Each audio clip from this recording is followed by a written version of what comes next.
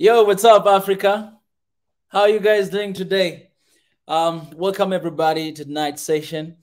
I know most of y'all have been waiting for this session for a long time. I've had so many people here have been asking, to see my brother WODE Maya for a long time. But finally, the time has come. As I always say, God's time is the best. So I'm really honored and privileged to have my brother here today. But all in all, let me say to everybody here who is watching right now, please copy this link and share with somebody, because the conversation that we're going to have here today, it's very important for you guys to be here to witness. But as well, you can prepare your questions, because nearly the end of this session, I'll give you a chance, guys, to comment the questions that you would love to ask, WODE Maya. So please prepare your questions. Don't drop them right now, because I'm not going to be able to see them later. But I'll give you a session for you guys to drop a few questions to ask my brother. So please copy this link, share with somebody. We're going to have very productive time. This is how things should be. And I just cannot wait for this conversation today. Before wasting time, I'm just going to raise a word of prayer, and then I'll invite my brother to start this conversation. God, I thank you for today. I thank you for everybody who is joining here. I thank you for Africa.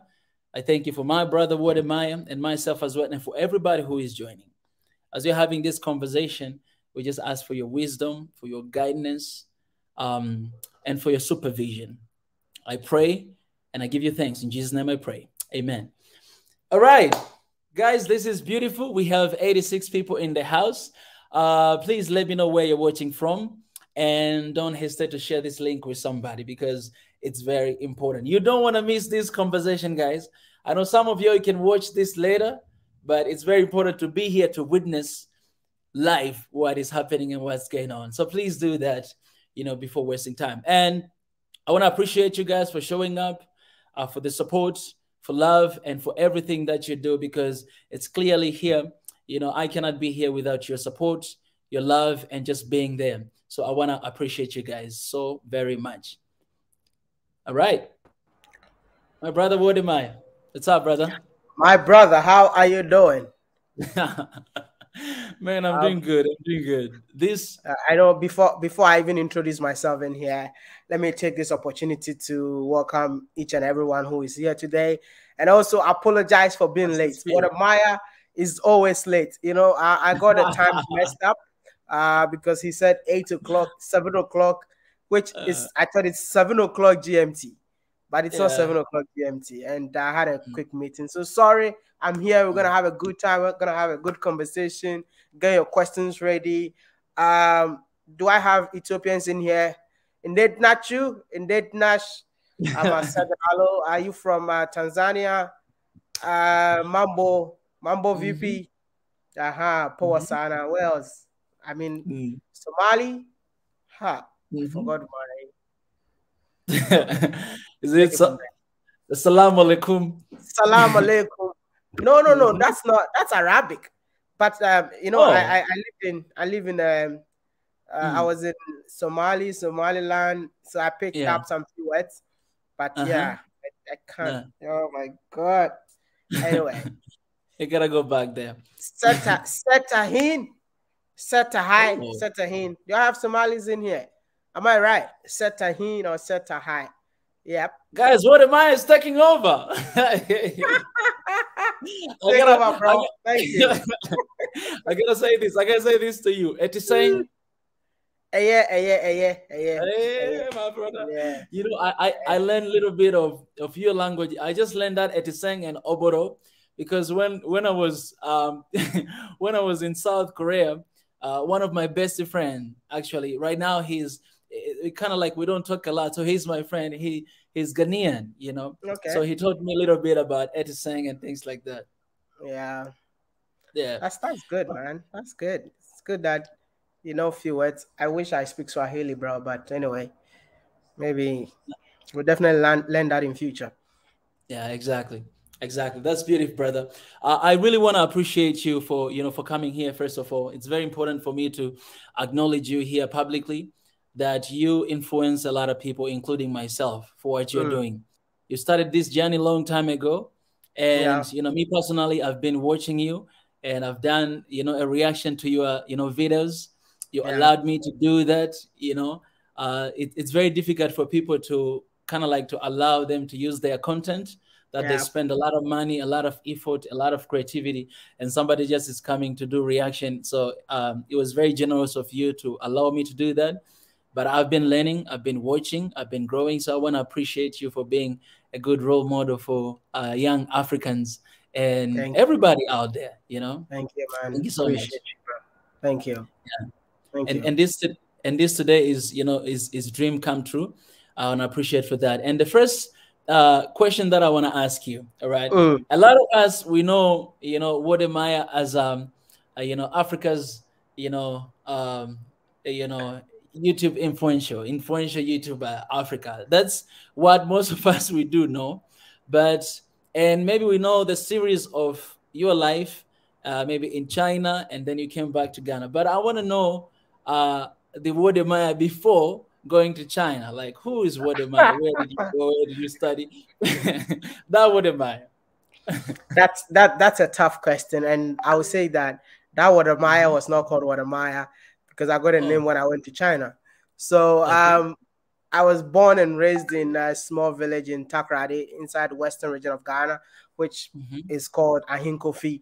You know, it's not that famous or popular, but since I was born there, I would say that Ahinkofi to the world. I think right now, a lot of people need to get to know where WODE MAYA is from. Yeah, I attended Westridge Primary and junior high school. From there, I went to Bompe Senior High Technical School. After school, I felt like, you know what, I need to step out of Ghana because I kind of like was like, you know what, I cannot achieve whatever I want to achieve in Africa. So I had that mindset too, and I Yeah. need to step out.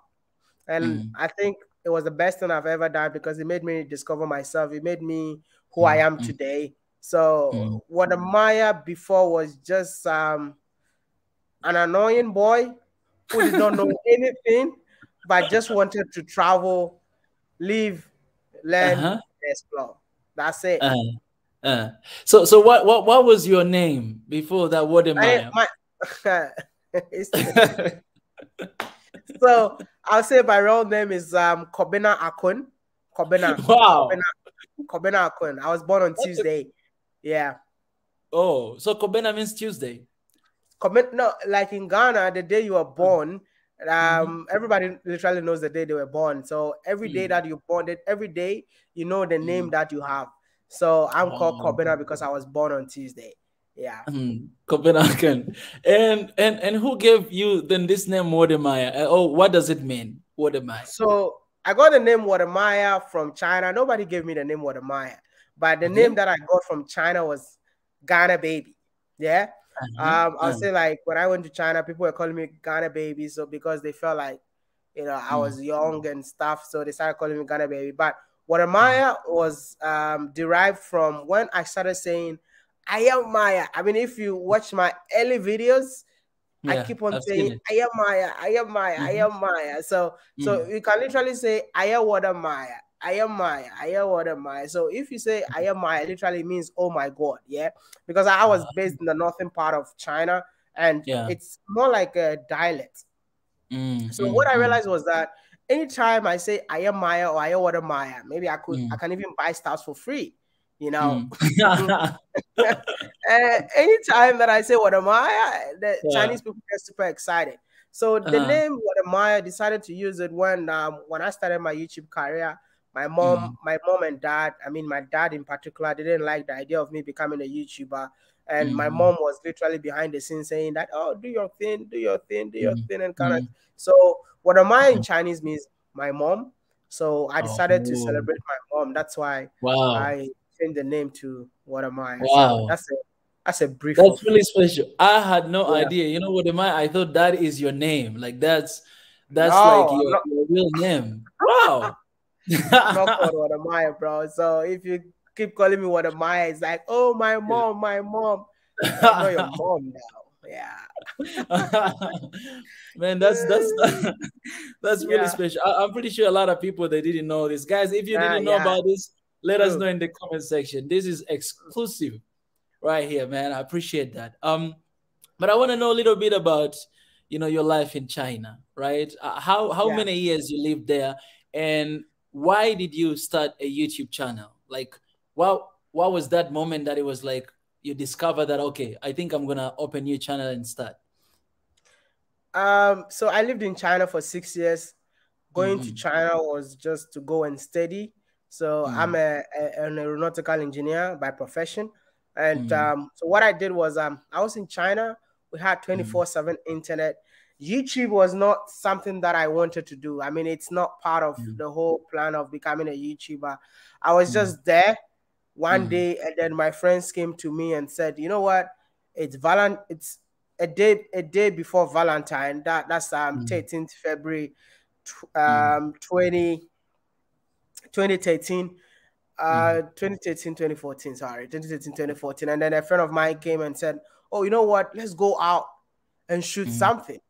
Remember, like we had only one person, who was a videographer in our school. Only one person. That time, 2013, 2014, we had only one person who was a videographer. So this guy came and said, oh, let's go shoot something. What are we going to shoot? More like a comedy stuff, So we filmed this video out of having fun. And then since I was the main character, they gave me the video. And I didn't know where to save it. So I created a YouTube channel just to put a video there. Not intention of starting a YouTube channel. I was just using it more like an iCloud. Because in 2012, 2016, there was nothing like iClouds, So I just created a YouTube channel just to post the video there. So even the title of the video was not what you see right now. It was more of I wrote my name, Ghana Baby, or maybe my name over there and stuff. So when I did that, I sent the videos to my friends, and everybody was like, oh, ha, ha, oh, ha, ha, it's funny, Then I decided to continue. But that's after 3 months or 4 months, that's why I decided to continue. And I filmed my first video. That is the video that I think it has over 1 point something million official video when I was speaking Chinese to Chinese woman. That's actually a real story. So I decided to use the real story for my first YouTube video, and I think people liked it. I actually filmed my first video with a phone, and after that, the guy who filmed the video for us, who knows how to edit, passed on. Can you believe it? He died on campus. Oh. Yeah, the guy died. He was a Nigerian. Yeah, may his soul rest in perfect peace. He died. How do we continue? It took me 1 more year again to figure it out. And I want to say this, I've never said it anywhere. Ethiopia means a lot to me. The country Ethiopia, because I think Ethiopia has a lot to play in my life. In terms of my first ever camera to start a YouTube channel was bought by an Ethiopian doctor. He has never seen me before. He has never met me before. He lives in America. He loves what I do. And he's like, I believe in you. So let me get you a camera to do what you want to do. That's why this guy got me my first ever camera. And my first ever camera got me a viral video. Yep. Wow. That's huge. That's huge, brother. So when did you, as you said, the story, how you began, reminded me, back in the days when I started a YouTube.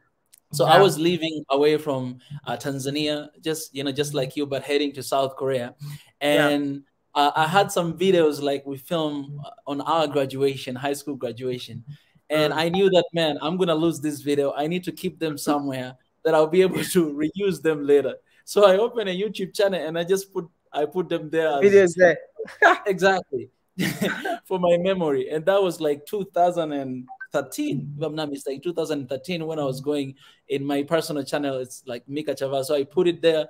And even when I went there, I had a very little phone. It didn't have a lot of GB. So every time I film video, I just put it on YouTube, to save it there. And that's how my, my journey started. So my question that I want to ask to that is that from the starting point, where did you realize that, my content now, it has to be about this one, right? Removing all these stereotypes about Africa. Like, when did you have that breakthrough that, okay, this is what I'm gonna focus on? And what made that then? For me, it was more like having fun, yeah. With because I kind of like I love talking, yeah. So I just wanted to I wanted to talk and film it. You get me? So Yeah. I started recording videos on campus, just chasing Chinese women and stuff.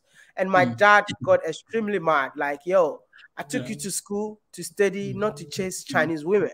You get me? So when my dad told me that, I would say that my dad never spoke to me for 2 good weeks. He doesn't pick my call. He never calls me for 2 weeks on campus. You know what? So what I did was, after 2 weeks, when my dad spoke to me, all I did was to tell my dad that, you know what, it's not like I really want to do this, but I feel like I enjoy doing it. It's not that I'm not studying. I still got one of the best grades. I actually graduated from school with first class. So I still learn. It's not like I'm doing this to distract me. So what my dad did was, he said, okay, you know what? If you enjoy what you do, then I want you to do this because you speak Chinese. Why don't you use your Chinese to educate Chinese people instead of, instead of just being out chasing women and kind of thing. It's kind of useless, So that's when I listened to my father's advice. Like I said, during that time, it's been 2 years along the line, but I had only like 1,000 people following me. And the moment that I started creating content about Africa in China, like trying to change the narrative about Africa in China, trying to change the misconception that Chinese people have for Black people, that's my father's concept. Yeah. When I took that concept, I tried it out. Bro, that is when I started seeing results on my YouTube videos. I started seeing so many comments under one video, and I'm like, wow. I mean, people are like, oh, this is what we've been waiting for. So I would say that I'm actually the first Black guy to start talking about Africa-China relationship who is still living in China. And that alone, I would say that, it picked up.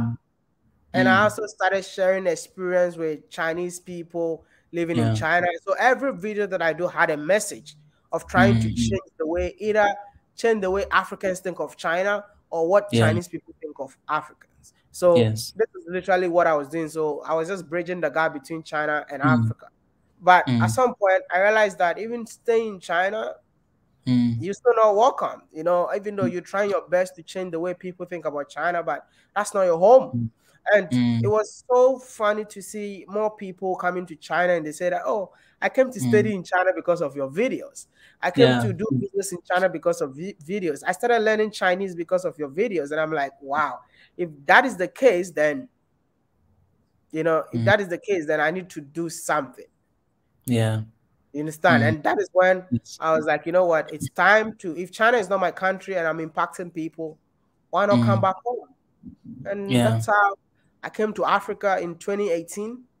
And bro, I won't lie to you, man. It's one of the best decisions I've ever done in my entire life. I realized that Africans were yearning for something like this, but no one to, wear their shoes. So can you believe that I came to Africa for just 1 month, 2 weeks? I gained 50,000 subscribers. Wow. I am telling you. So 1 month. In 1 month. That's huge. I went to Ethiopia, from there to Rwanda to Tanzania. Like I went to 5 countries. I ended up in Kenya, and then I went back to Ghana, and then from Ghana to China. When I went to China, everybody was like, you know what? We are not interested in your China content again, bro. No one was watching. They just wanted African content. Yeah. I told that time I was not even dating Trudy that time. She was not my girlfriend. And I told her, you know what, I don't want to come back to Africa, but you can do this if you want to. There's this lady that I'm going to mention her name, African Tigress. I personally, African Tigress, you can check her YouTube channel out. I personally gave her the concept of traveling and creating content about traveling in Africa because I was not interested in coming back to Africa. Wow. Yeah, but the concept, there's more than 100,000 subscribers. I mean, she's now anti-WODE MAYA, but it's okay. Don't worry. Wow. Oh, are you for real? Yeah, but You gotta be kidding me, brother. I'm a very honest guy, you know, very honest guy.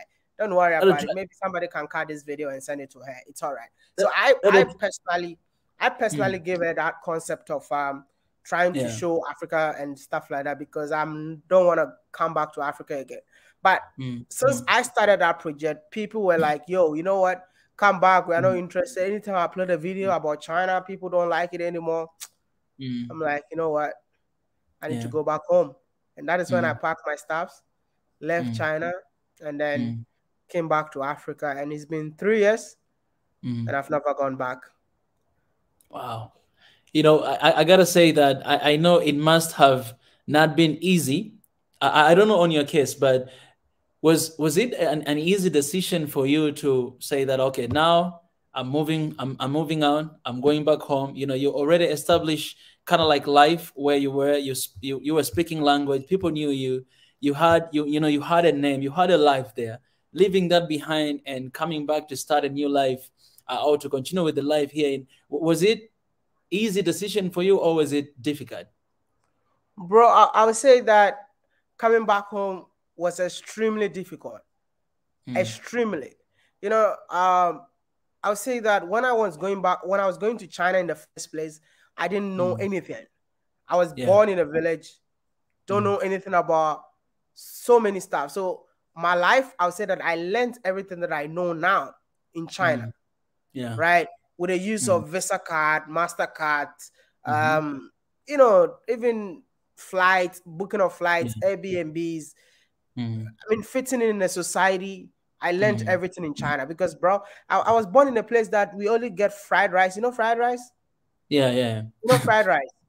Yes. That's my best meal. So when you meet me, please get me fried rice. Yeah. So okay. When you meet, get me fried rice. So more like I couldn't even get fried rice to eat. You get me? So I mean, going to China was an opportunity for me to explore and do whatever I want to do. So now I learned everything in China, and I'm trying to come back again to Africa, a place that I know nothing about. I was born here, but I was not exposed. I don't know if you understand what I mean. I was born here, and I was not exposed. So coming back here was extremely expensive, and that's when I'm gonna give a big shout out to O'Shea Duke Jackson. O'Shea is a Black American YouTuber who I think helped me fit in sometimes, you know, in terms of booking Airbnbs, flights, and stuff. I didn't know how to do all these things and because in China I used to do everything with WeChat, you know, WeChat payments and stuff. And when I go back here, I had to learn all these things step by step until I fit in. In China, in Africa. So I would say that it was extremely expensive. Even traveling in Africa for the first time, I didn't have money, bro. So if you know credit card, you know credit card. So I have a Chinese friend who helped me with his own credit card to purchase ticket for me. Wow. And you'll feel so sad for me if I tell you that when I told Africans this concept of going back to Africa to promote Africa, I think I did a video asking my friends to send me even $1 if you can help me with $1. You know what they told me? They said this is not a philanthropic work.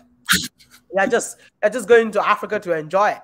What do you mean? What do you mean by we need to you know, send you money and stuff? And I told my Chinese friend that, yo, I have a passion for this and I really want to do this, man. You know, this guy took his credit card, bought me all the ticket that I need to travel to all the 5 African countries. And I came back here and I've never been back. And recently I flew him to Africa. Wow. Yeah, I flew him to Africa to come and check Africa out. So far, I would say that the journey has not been easy. And I've really come a long way. And I know where I'm coming from. And I definitely know where I'm going. Yeah. You know, there's a reason why I started to ask you these questions, because a lot of people, they are, you know, looking at you and they're like, you know, I wanna be like WODE MAYA, you know, I wanna do what he does. I want one day to be a successful, YouTube and change people's life, but they do not understand the side B of the story and how all these things came to existence, to who you are today. And I'm watching your videos, the videos that you upload. I'm watching constantly, one after another, because I have a lot to learn. One thing that I realized, that struggle, it never ends, like it never stops. So now you're in Africa, you started to visit here and there, you are visiting to the countries and all this stuff. You're facing all these, obstacles. People, they do not understand your vision, or they think like, oh, this guy is just playing. How was that? How was that difficult to you? For example, you're going to a country, you're not welcomed, right? You want to create some content, and but you don't really receive that support that you should be receiving to certain countries, right? What would you say about that? Bro, I think in life, everything is not that smooth and easy. And it applies to like traveling in Africa. I would say that when I was living in Asia, I had one of the best time in terms of traveling, because I could just carry my passport, go wherever I want to go to. I wish I had more money in Asia that time. I would have explored every Asian country. But in Africa, it's not easy. I mean, knowing the fact that you're even going to promote the country to the world, and you still go through that struggle. But I always tell you that know why you started, know why you're doing this. Me, I know what I want to achieve. I know what I want to do with my YouTube channel. I know why I started this whole Africa to the world movement. So nothing will stop me from what? Achieving my goals. Like my first time of being in a situation, like in terms of being arrested, I was in Kenya when I got arrested. It was a terrible experience, because that was my first time traveling, and I've been arrested, bro. I don't know who to call. I don't know what to do. I was just stuck, and I'm like, is that what happens in Africa? There was a time in Uganda where I was deported from Uganda. I went through a lot of stuff to be deported, I mean, they took me to a room and stuff. It was crazy and scary. But all these things that happens to me makes me stronger. I've learned so much on this journey. I have so much stories to tell my kids and even my grandkids. So it's not like, I feel like all those challenges that happens is part of the story. You get me? Because if I didn't pass through all these things, I wouldn't know what it takes to travel within Africa. And this is one of the reasons why I'm not interested in protocols. I'm not interested in protocols, because Africans themselves don't believe that an African can travel within Africa. I've been in a situation where they check my bank, they want to check my bank account to find out if I have money in my bank account to travel. Can you believe it? We've traveled to a country in Africa where during the immigration, they will put all of us, like me and my crew, they will tell us to wait. And they will check everybody in, because you guys don't look like people who can afford to travel in Africa. See, there's so many discriminations, and I believe that if I did not pass through all these things, I wouldn't know what it takes to travel in Africa as an African, so that I'll be able to share my stories to others. I did a story in Mozambique where the immigration officer did not allow me to enter the country. You know why? He did not allow me to enter the country, and then he told me that, you know what, because you are from he thinks I'm from Nigeria, even though I'm West African. I'm from Ghana, but he thought I was from Nigeria, and he's like, I'm not gonna allow you to enter. He did not allow me to enter, bro. We had to go and use another border, because another immigration officer came to tell me that you qualify to enter this country. Everything is all right with you, but this guy has a problem with Nigerians, so he's not going to allow you to enter. So what you're going to do is like, there's another border which is 2 hours away from here. Just go there, use it, and then you enter the country. Can you believe that I went there 10 minutes later, I got the visa to enter the country? When I shared that story, a lot of people attacked me that, oh, I'm making their country look bad. Nigerians are attacking me. I'm making Nigeria look bad. Why did I have to mention Nigeria? Mozambicans were telling me that, oh, you didn't check the visa requirement before you entered our country. You're making our country look bad. See, anytime you try to share your story about what happens to you in Africa, people think that you're tarnishing the image of their country. But recently, I saw a Twitter post that went viral about a woman who was denied entry into Mozambique, and people were tagging me. Is that what WODE MAYA went through? Is it? People are now getting it. Because traveling in Africa is not, it's not something that a lot of people want to like, oh, I want to travel in Africa. I want to travel in Africa. It was not a thing, man. Yeah, it wasn't. It wasn't a thing. But when we started this whole movement of young Africans traveling within Africa, I've seen a lot of African YouTubers traveling within Africa, sharing the beauty of the continent, which is incredible. Like, I want to see more people traveling within Africa, especially Africans. So when we see all these things that are happening and then we share it, believe us, we are there. Right. So for me, I don't think all these challenges will stop me from, traveling or exploring another African country. All it teaches us is that it teaches us what it takes like to be an African, to travel within Africa. That's it. You know, I gotta admit that the work and the job that you're doing, I think it opened eyes to a lot of Africans within Africa. Like, for instance, me right now, I'm in Ethiopia, right? I'm on a tour, right? And even other Africans who are outside of Africa, diaspora, like Africans who never been to Africa. I've seen some of your videos whereby people decided to move back to Africa because of the stories that you've been sharing, in different countries. That's the impact that you make. And for me personally, I don't see you as a YouTuber. I see you as I don't know how I can name it. I don't know how I can name it, because the work, the influence, and what you does to the culture and to the continent, it's huge. And a lot of politicians, what they do sometimes, if I can compare to that, you know what I'm saying? And in my opinion, I can even start the movement to be like, hey, I think you guys, you need to give WODE MAYA free pass to all African countries. You can go anywhere, because we all know the work you're doing, what you do to represent the continent, something that has never been done, before. So I really hope that, our countries, will, and our people, will wake up and will know that what we are trying to fight for is to remind people that, Africa is one, right? And so we should be able to move here and there within Africa instead of moving to other countries. Then there we have a lot of things in Africa. You've shown video that even myself, I want to visit Namibia. You have made a video about Namibia, and that country is beautiful. It's beautiful, like the same thing that people are going to Dubai to watch. You can see it in Namibia. Even me myself, I didn't know that. And that's just the influence and the impact you have over the continent. And I don't know, I hope they're watching and listening. I think this is what we need to encourage.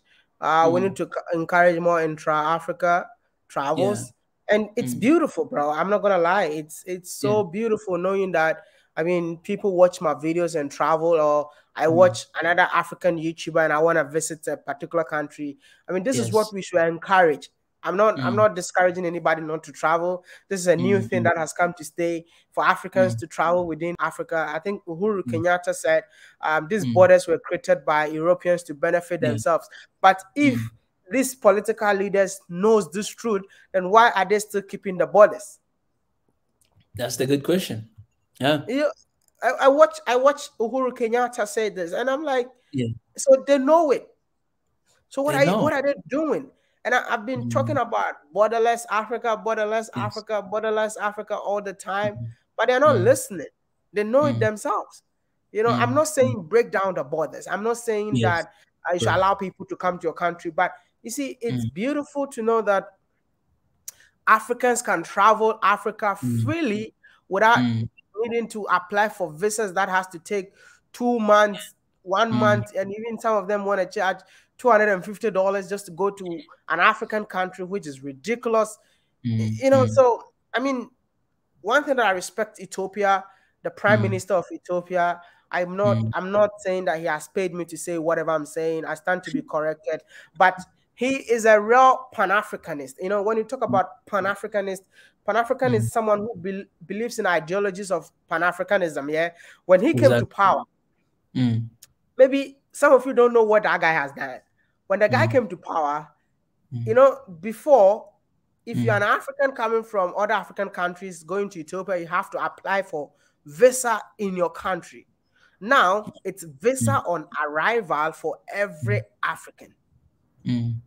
So you don't need to stress yourself getting visa from your country. As soon as you get to Ethiopia, you get the stamp and you enter. What does this do? This brings a lot of what? Tourists into your country. Exactly. It attracts tourists. Yeah. Secondly, if you go to the Unity, have you been to the Unity Park? You know, not yet. Yeah, you should check it out. So the Unity Park used to be a presidential palace. Haile Selassie used to live there. When this guy came to power, he decided to what? Convert part of the park into what? A Unity Park. And if you go inside the Unity Park, you can see the symbol of the Unity Park is an African, what do you call it? This, what do you call this? The feast. Yeah. You see, so these are the things that encourage tourism, knowing that you're an African going to another African country, you're accepted. Rwanda has something like that. For all Africans, it's visa on arrival. Burundi just did it.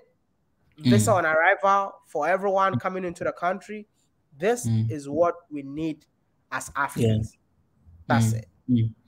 Exactly. Wow, that's well said. And on that spirit, I also want you to talk about, I've seen where you're wearing a t-shirt written tribeless as well. You know, tribalism is something that it's killing Africa. It's killing Africa, and is actually we are going backward instead of going forward.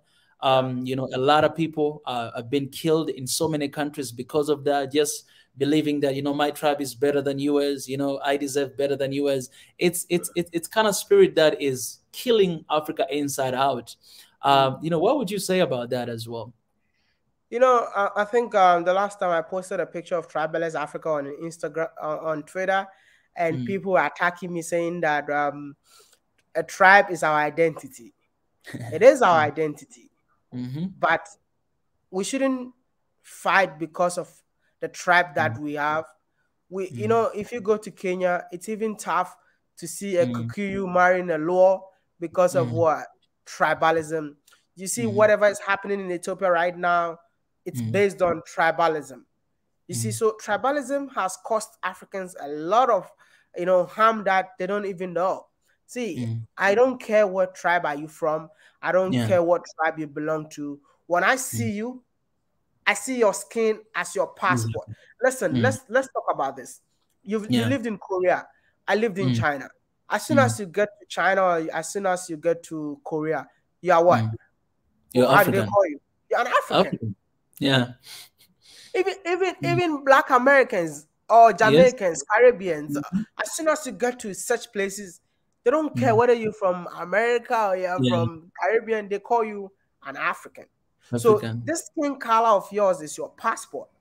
So this is what I keep on telling Africans. Let's just forget about it. I'm not saying forget where you're coming from, but don't use your tribe as a form of how do you call it? Like more of what you believe in. Okay, that's my tribe, and I don't want to mingle with a different tribe. So we should eradicate that mindset and see another brother as a human or as an African before even your tribe comes in, because tribe is costing Africans a lot, and they don't even know. They don't know. See, I went to Namibia, and then I was talking about the Himba tribe, and so many people were like, "Don't go, don't go." I'm like, "Why?" "Oh, witchcraft, they'll kill you." Jeez. You see, colonization actually did a lot of harm. Did a lot of harm to Africans. So we kept on hating ourselves and stuff. You see, even when you come to Africa right now, people vote based on their tribe. In Ghana, we vote based on our tribe. And I know, like in Kenya, people vote based on their tribe. But how do you find the right people in the right position? We don't have it. I think I tweeted 2 days ago that it's time, if Ghana wants to move forward, it's time to appoint the right people in the right position at the right time. Right now, People appoint you based on your political affiliation. People appoint you based on your tribe. People don't appoint you based on what you know and what you can do. What you can do, And yeah. this is causing Africa a lot of harm. So if you are here, please, you know what? All you need to do is like, let's work together as Africans. Yeah. Let's see each other as an African, not I'm Kikuyu. Keep your Kikuyu to yourself. But an African over everything. I mean, sometimes I don't even want to tell people I'm Ghanaian or I'm that. Yeah. That's why I married from Kenya, bro. People don't understand me. I'm a guy who I want to, whatever I say, I do it. I don't just talk on the internet like, oh, for you to love me or for you to like me. I'm not interested. I chose a wife from Kenya from day one that I met the girl. And people are like, oh, they will not last for long. Like, you don't even know what you're saying. You don't even know. I really want to know. That's another question I wanted to ask you. I want to know how did you meet Miss Trudy, and how long did it get for you guys to start dating? By the way, congratulations for your proposal. Congratulations. Thank you, man. Thank you so much, bro. Thank you so much. So once again, Ethiopia plays a major role in my life because I told you earlier, I met my girlfriend in Ethiopia, yeah. And you see, I'm a Pan-Africanist, bro. But they said I'm a fake one, yeah. The fake one, yeah. Not a real one, by the way. Not a real one. I'm the fake Pan-Africanist, yeah. So more of I met my girlfriend in Ethiopia, and then we started dating in I think Nigeria. Oh, like that's official dating. It started from Nigeria, and then I proposed to her in Tanzania. Come on now, my brother. At the mountain Kilimanjaro, my brother. Tanzania is playing a big role for you. So probably the marriage will be in another African country. That's how it is. Oh, my brother, man. I'm waiting so bad to see that video because I know you haven't released that video yet. No. Not yet. But yeah, you are for real, my brother. You are for real. That's it's like you are living truth of what you say, because we always have to be careful to do what we say, right? And we have a lot of people who just say things without doing it, but you are showing a good example by doing what you say. And WODE MAYA, I'll tell you the truth, my brother. You have more than 1 million subscribers, and this year basically gonna hit 2 million subscribers plus. That is like it's like a country, man. 1 million people, it's no joke. Like 1 million people who subscribe and say that we're watching everything you post. We do this, man. It's no joke. That just shows like what you have built for so long, and that you can say something and it can impact the entire continent. Right. Because WODE MAYA said it. That is a goal, bro. That is a goal. I always tell people that I'm not here to be famous.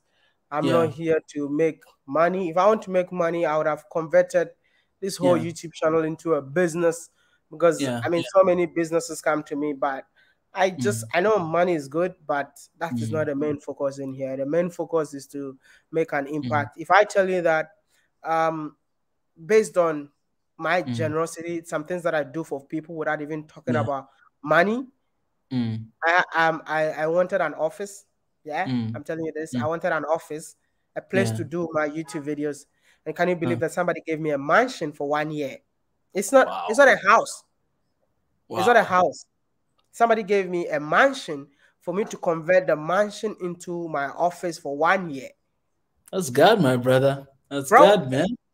You get me? So it's not like what people, it's not about what people are saying. I know I have a clean heart. I know that whatever I do it straight from the heart.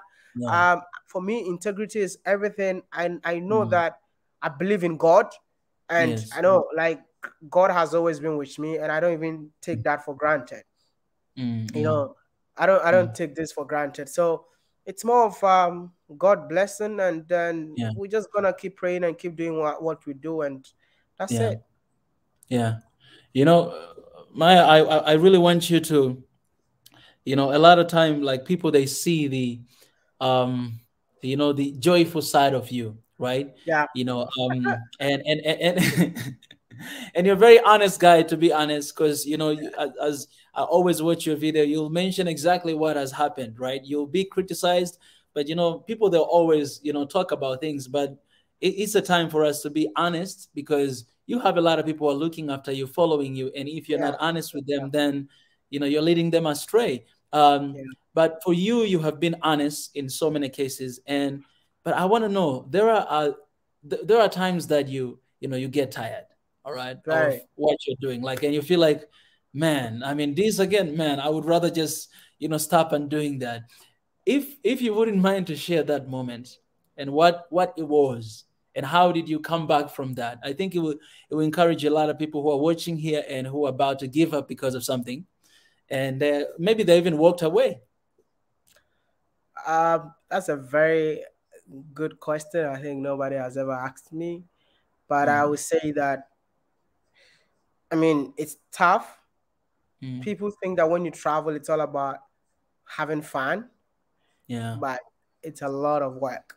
Imagine Mm, you go to a place, you see how beautiful the place is, and then all you have to do is to just create content and then get mm, out. mm, Yeah. And yeah. don't forget that traveling is more of it's a work on its own. Jumping Yeah. from one plane to another, you get so exhausted. Exactly. You don't want to do it anymore. You just want Mm, to, I mean, be off camera, mind your own mm, business, sleep, and just, mm, just enjoy yourself a bit. But mm, then, if I'm in that mood, yeah, mm, I will step out of my room and I will mm, meet someone on the street, and the mm, person will tell me that, you know what, mm. you changed my life. Wow. Because of you, I'm here. See, Mm, I want to tell you something. I went to Ethiopia. I mm, was sleeping in Kiriftu Resort in mm. the one at Entoto Park. Oh yeah, yeah. When I went to Ethiopia, I was more like my down moment, like down moment, Mm, because I was coming from mm, Congo. There was a lot of yeah, stress in Congo. A lot of yeah. things went wrong. I mean, Mm, I was on my down moment, but I had to go to Ethiopia for that festival. So I mm, went for it. Even mm, though I was in my down moment, I had to create content. So I woke mm, up in the morning just mm, outside thinking that, you know what, I'm tired of just being in front of the camera. mm, Then this Ethiopian guy came to me mm, and said, "Is that what Amaya?" And I'm like, "Yeah, mm, that's what Amaya." It's like, mm, you have no idea. mm. I'm in Ethiopia because of you. Wow. I'm I came back to my country just to invest just because of you. If I should tell people that I met Wadamaya today, they won't Mm, believe it. Because mm, this boy, I've been watching you every single day just because I mm, want to move. But I didn't know how mm, to move to Africa until I started watching your videos. And the people that I met, the testimonies that they were giving inspired him mm. to leave Canada and come back to Ethiopia. You know Yeah. what? He said, you know what? I just came to this resort to sleep. All you Mm, need, please, I have mm, $100. Take it mm. and have breakfast with it. Bro, don't Wow. forget that day I was in my worst moment. I don't even want to Mm, come out. I don't want to do anything. But yeah. after I heard that message from the guy, I mean, the money he gave me, You jump out of there, yeah, man. the money he gave me, I mean, Mm, brought back that energy, that drive, yeah. to go Yeah. out and keep doing what I do. So this Mm, is what mm, I always tell people. Yeah. For mm, me, it's gonna be so hard for me to give up on what I do, or it's gonna be so mm, hard for me to stop what I do because the mm. impact is on the ground. Like Yeah. you get Yeah. me. It's not just on the internet. I love what am I? No, no, no, no. Mm, I meet people every day. Like today, I stepped out to mm, go and eat. I met so many people telling me that, yo, I watch your mm, videos. You are here because of me. You are here. I'm here mm, because of you, and they are mm, doing mm. incredible stuff. I Yeah. just Yeah. signed I just signed a deal to be a brand ambassador for something. I'm not gonna Mm. announce it in here, but that's why. Congratulations, my brother. Thank you. Thank you. Thank you. To be a brand ambassador for a big company in Ghana. And then That's this huge. guy, Mm, this mm, guy has been on my channel for 3 years. 3 Wow. years. He's been observing. He's been here for 3 years, and he felt like, you know what, I need to bring this guy on board. And this is what I'm telling you. If I hear such messages, you think I'm gonna stop? No. No, you can't. You can't, man. You can't. Africa to the world is here to stay, and I want to encourage all the African YouTubers, both the one who love and appreciate WODE MAYA and the ones that don't like WODE MAYA. It's okay. See, I love you all, but let's all come together as one. I have nothing against each and every one of you. Some of you say that I hate you guys. I don't. I just don't. Yeah. I just want you all to come together. Let's promote Africa. I'm gonna tell you this. We actually organizing first ever African YouTube conference. So content creators, and it's happening in Ethiopia. Ethiopian Airline is part of it. I was supposed to do it last year, but I couldn't do it. But it's definitely coming on this year. So I'm gonna give you all the details so that every African YouTuber would definitely fly into Ethiopia for the conference. So I would love to see each and every one of you. Please surprise me, even if you don't like me. Surprise me. Come on. I want to invite. I want to invite you all because I've got my mind made up, and I won't turn back, bro. Yeah, you know what am I first of all, I didn't know that there's something like that coming up, because one of the things that I wanted to talk to you right now, it was about that I think it's the time for I've spoken this with I've done conversation with Tunacheki. I've spoken with him about that. I've done a conversation with Wongel, and I've mentioned something about that. And today, I wanted to ask you on the spot, because I wanted first to share with you on WhatsApp, but it didn't happen. So I wanted to share with you here, tell you to literally say that, man, we have a lot of YouTubers in Africa, and these are people who influence Africans, right? Africans within and outside the Africa. There should be something that can bring us all together, maybe to have even association of ourselves as YouTubers, to connect our people, because we want to have as you say, tribeless Africa, borderless Africa, one Africa that I'll go to Ethiopia, I'll come to Ghana, and I'll feel at home, right? I'm not gonna be segregate because of my language or because you're from the East, but we have a big potential for us as YouTubers to actually unite our people, because these are people who are following us, right? To unite them. If me and you were united, you and Tunacheki and all these people were united, then our people also, would love to see that. And that's why even today, I mean, we are having this conversation, because people, they kept asking and asking and asking again. So that's a great idea, man. It's a great idea. It's something that I actually wanted to do when I hit 1 million, but a lot of things happened last year. That's why we couldn't do that. But I'm just gonna say that it's gonna be awesome knowing that all African content creators, I mean, coming together one place, one common goal, Africa to the world. I think I posted recently that African YouTubers need to diversify their content in terms of agriculture, tech. I mean, some of you are thinking about, people are not gonna watch. No, we need to empower our people. We need to inspire our people. I mean, I know that the comedy channels has been in the game for so long, because when I came to Africa, it was just comedy. You understand?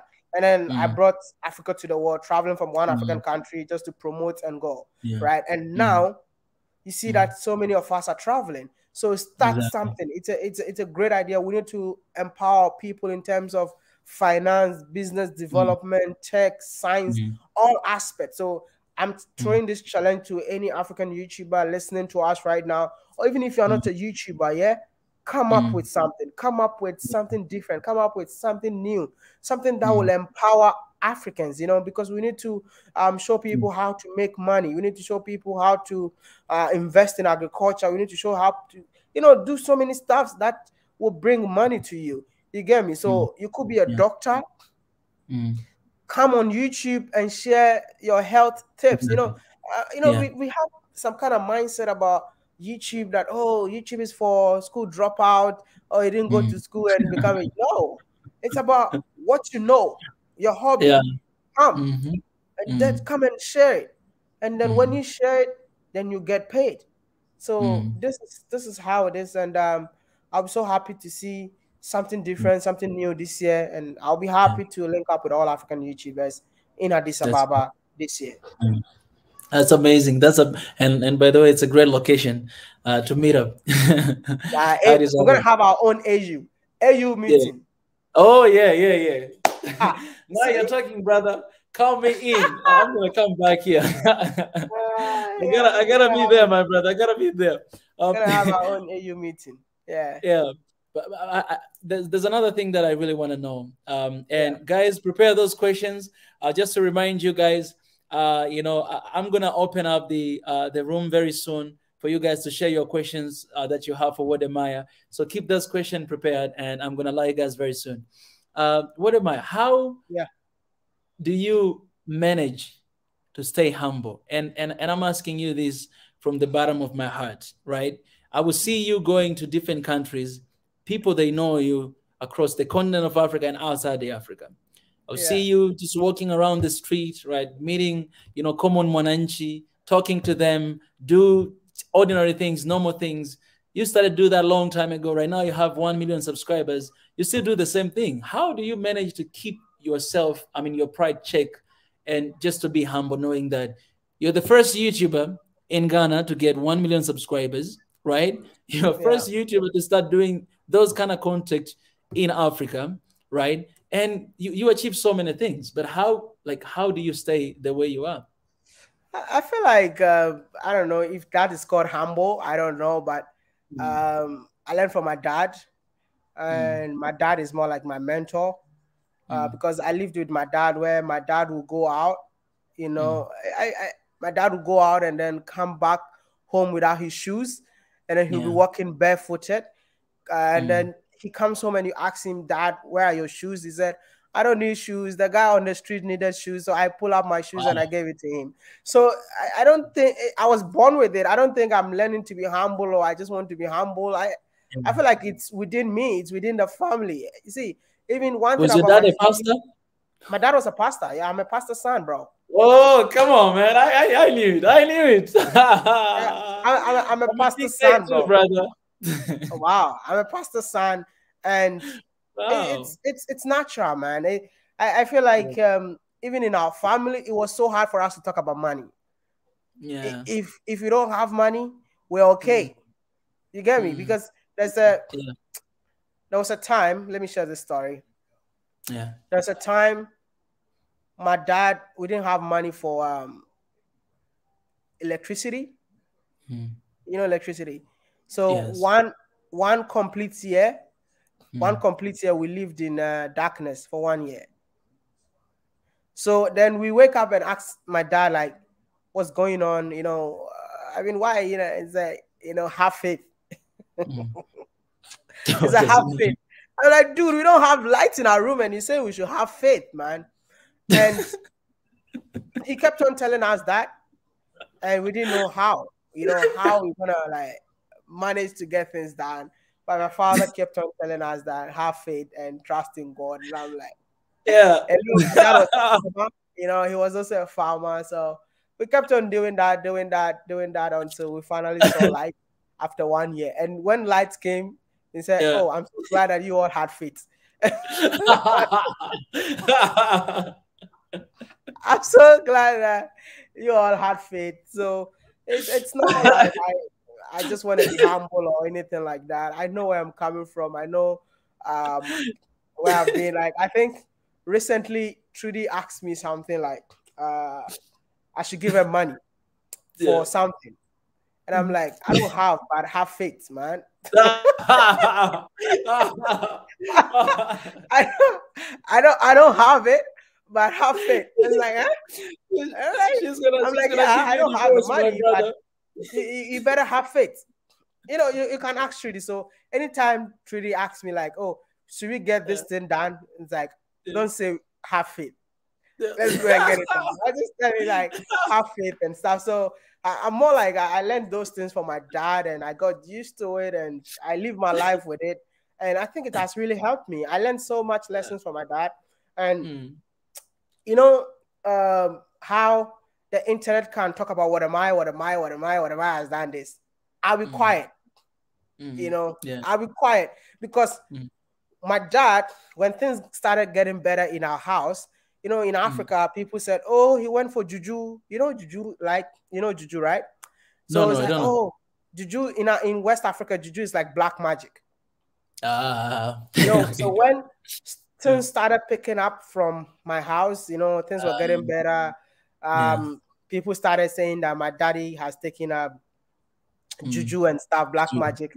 So we became like a talk of the village for like 1 year, 2 years, where even my own friends don't want to talk to me because they think that the juju that my father has, the juju will affect them too.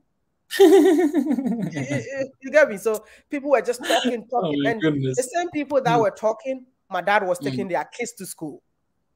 You know, if you come to my house in my village, you see so many kids there. You might think they are my siblings, or no. These are kids that my dad was taking to school, taking care of them. So when he passed on, I had to like take over.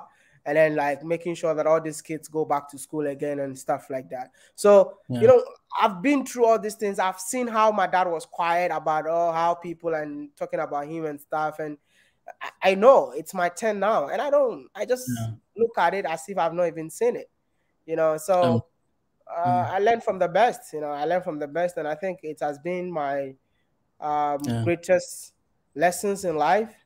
And I want to tell each and everyone in here, I know some of you don't believe in God. It's okay not to believe in God, but based on what I've experienced, what I've been through with my dad, there's nothing that somebody in here can tell me that God does not exist.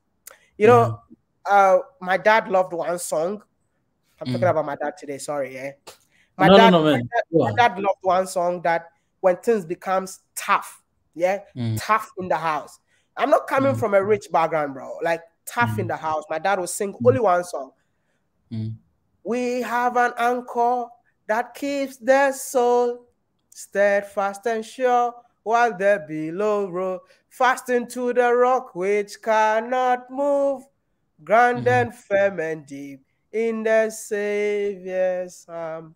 So we know it. Yeah, it's not like somebody came to tell me. I saw how things were so tough for dad. And dad was singing the song and things start picking up. It shows how God can come true for his own people. And then I know when I started doing these videos, people are like, there's no God. I'm like, you can't tell me there's no God based on what I have seen. You get me? So I'm just going to tell you that whatever you're doing, you can work so hard, but you have to trust God. Because he is the anchor, man, that can hold you firmly on your ground. He's always there. That's it. Somebody said, "What am I? Don't try to sing." Hey, leave What Am I alone. By the way, I love this stream though. I feel like I feel like this is one of the streams that I've been able to like express myself. I mean, have a general conversation about myself and you know my past and stuff. And thanks means for a lot, asking very good questions, bro. That means a lot. And again, I'm really sorry for your loss. Because I cannot imagine what you've been through because of the loss of your dad. Bro, and you know, you reminded it's been tough. If I should share some of the tough stories with you, some of you won't even believe it. Please go ahead. It's been tough, bro. Like I think let me just share a bit. All right. When my dad passed on in 2017, and in 2017 I came back to Ghana in February, and I went back to China in March, and my dad passed on in April. So, you know, whenever you come back home as an African, you spend so much money, you know, spending so much money in the house with your friends and stuff. So going back alone, you don't have anything. Bro, my dad passed on. That time I made $100 on YouTube. 2017. 2017, I made $100, and my account was in my dad's name. Yeah. So my dad passed on. 2 days before he passed on, he sent me my $100. Oh man. That's it. Man. That 2 days before he passed on, he sent me $100. Bro, if you've been to, I mean, in any country, living in the capital city is the toughest thing to do. And living in a capital city with $100, then your dad passed on, you don't have work, you just want to go to school and then finish, and then all this thing happened. So it's been 2017 to 2021. $100, bro. It came to a time that the camera that somebody bought for me, I had to sell it. Yeah. I sold my YouTube camera, Canon 700D. I sold my YouTube camera just to come for the funeral of my dad, just to buy tickets. You get me? So I don't know. Like, I keep on telling people, like, you don't know me, you don't know my story, you don't know the journey. That's why I keep on telling people that I have an anchor that keeps the soul. Like the song that my dad loved so much. Anytime that I sing it, I feel like, yo, indeed, there's an anchor that keeps the soul, and that anchor has kept my soul and has been protecting me till now. Yeah. And he sounded like he was a great man, man. He was a great man, you know. Yeah, definitely. One day I'll tell the world about my dad, you know. Yeah. And you know, some of the stories that you share with me, I was laughing so hard because, you know, pastors, they have something in common. As I told you, my dad is a pastor too, and one thing that he would always do is, you know, when I was growing up, right, going to school, I would go to ask for new shoes in the Christmas, or asking for school fees, and then my dad, he'll ask me, "Did you pray?" "No, I did." "All right, go and pray. God will provide." He has money in the pocket. but he'll tell me to go to pray first. So I need to go to pray, and then he'll be listening at the door if you're praying. And then when you come back to ask for money, he will give it to you and say, "Oh, this is what God has provided." Exactly. So I was raised believing that I can only get money if I pray. I can only get good grades if I pray.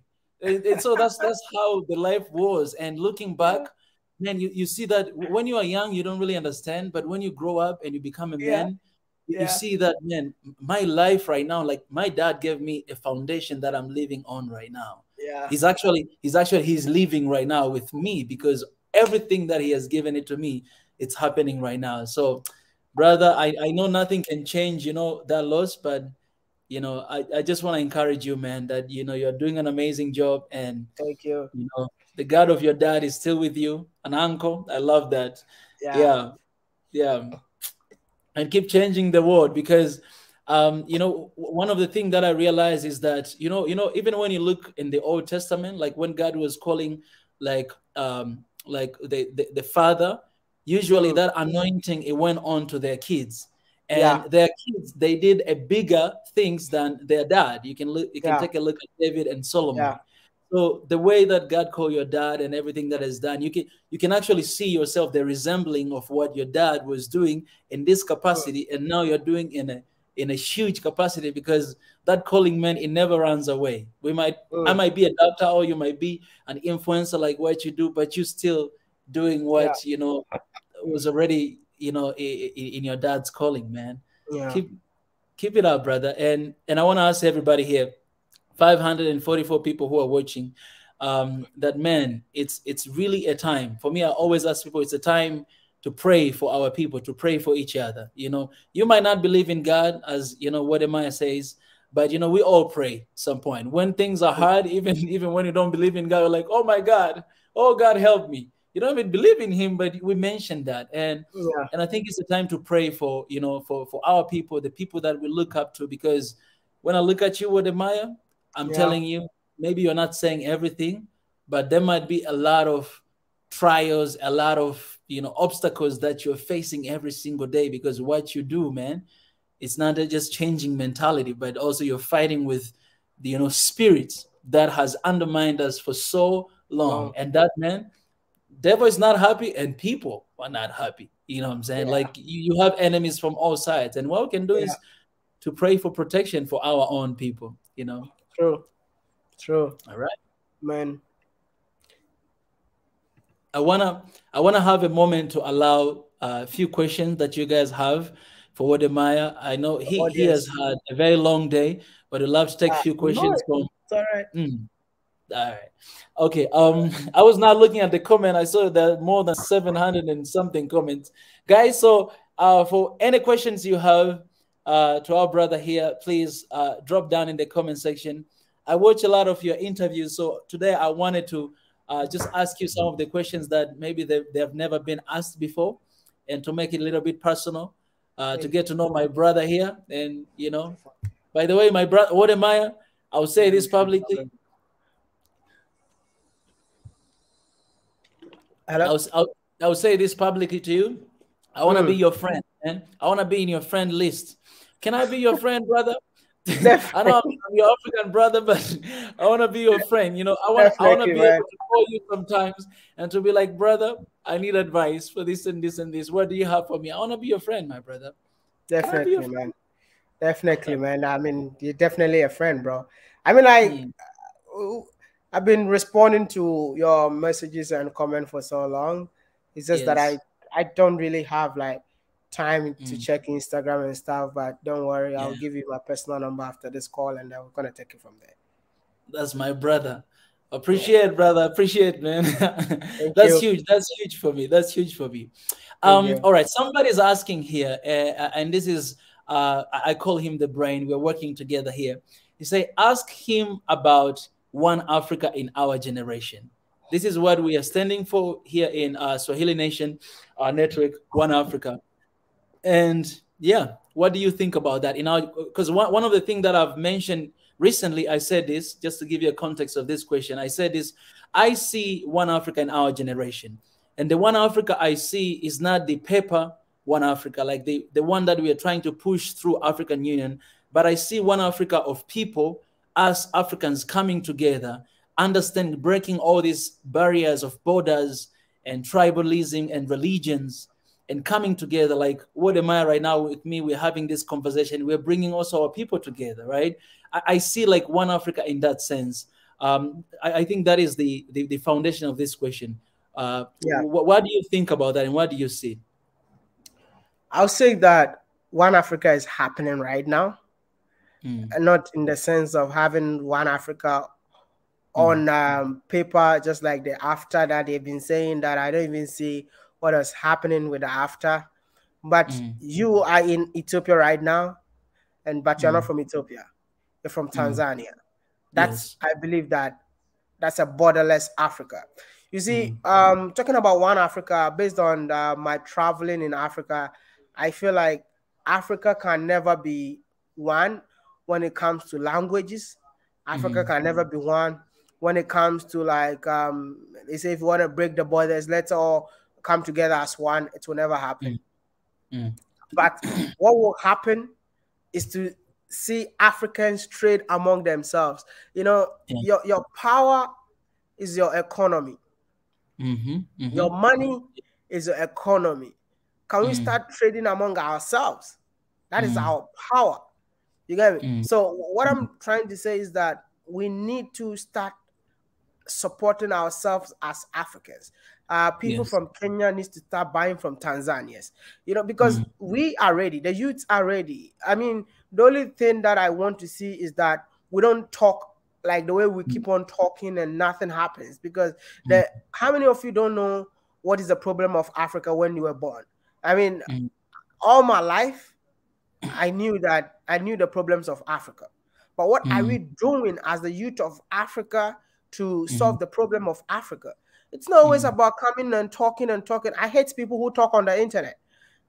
When you talk, we want to see actions. When you see a problem, we want to see somebody who's ready to solve it.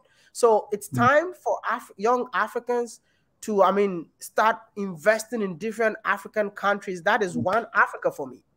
I don't know if you understand what is going on right now, because I interviewed a man in the Gambia who a man in Nigeria, but he is from the Gambia. He built one of the biggest estates in Nigeria, and he is what? He is Gambian. That's Wow. Borderless Africa. You are from Tanzania. You know me in Ghana. That one Africa that we've been looking for, that is what is happening right now. But we just don't have leaders to implement it. But believe me, the time will come. You and I, who are the future of the continent, will make that one Africa possible by, breaking down all these borders that is hindering Africans from traveling within Africa. And trust me, we'll trade among ourselves and we'll build the biggest economy in the entire world. Wow, that's amazing. That's amazing. WODE MAYA, when is the wedding?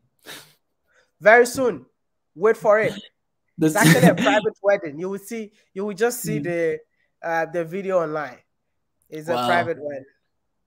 Wow. You know, since right now I became your friend, I hope in that private wedding I'll be there as a friend. That's why I was bringing you to, my brother. Yeah, okay.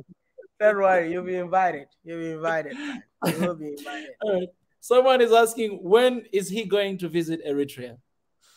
I tried, just like what I said, the visa issues. Because of that, I couldn't get a visa to enter Eritrea. I think I was on my way to Somali. I wanted to visit Eritrea, but it wasn't possible. I think it was closed that time. But yeah, I'll just give it a try one more time. Yeah. All right. How is your situation right now, WODE MAYA? Is everything going positive? Yeah, of course. I mean, I'm the happiest guy on earth right now. Getting good content. Also, I mean, trying to diversify a little bit on the content that I create. The business aspect is going well.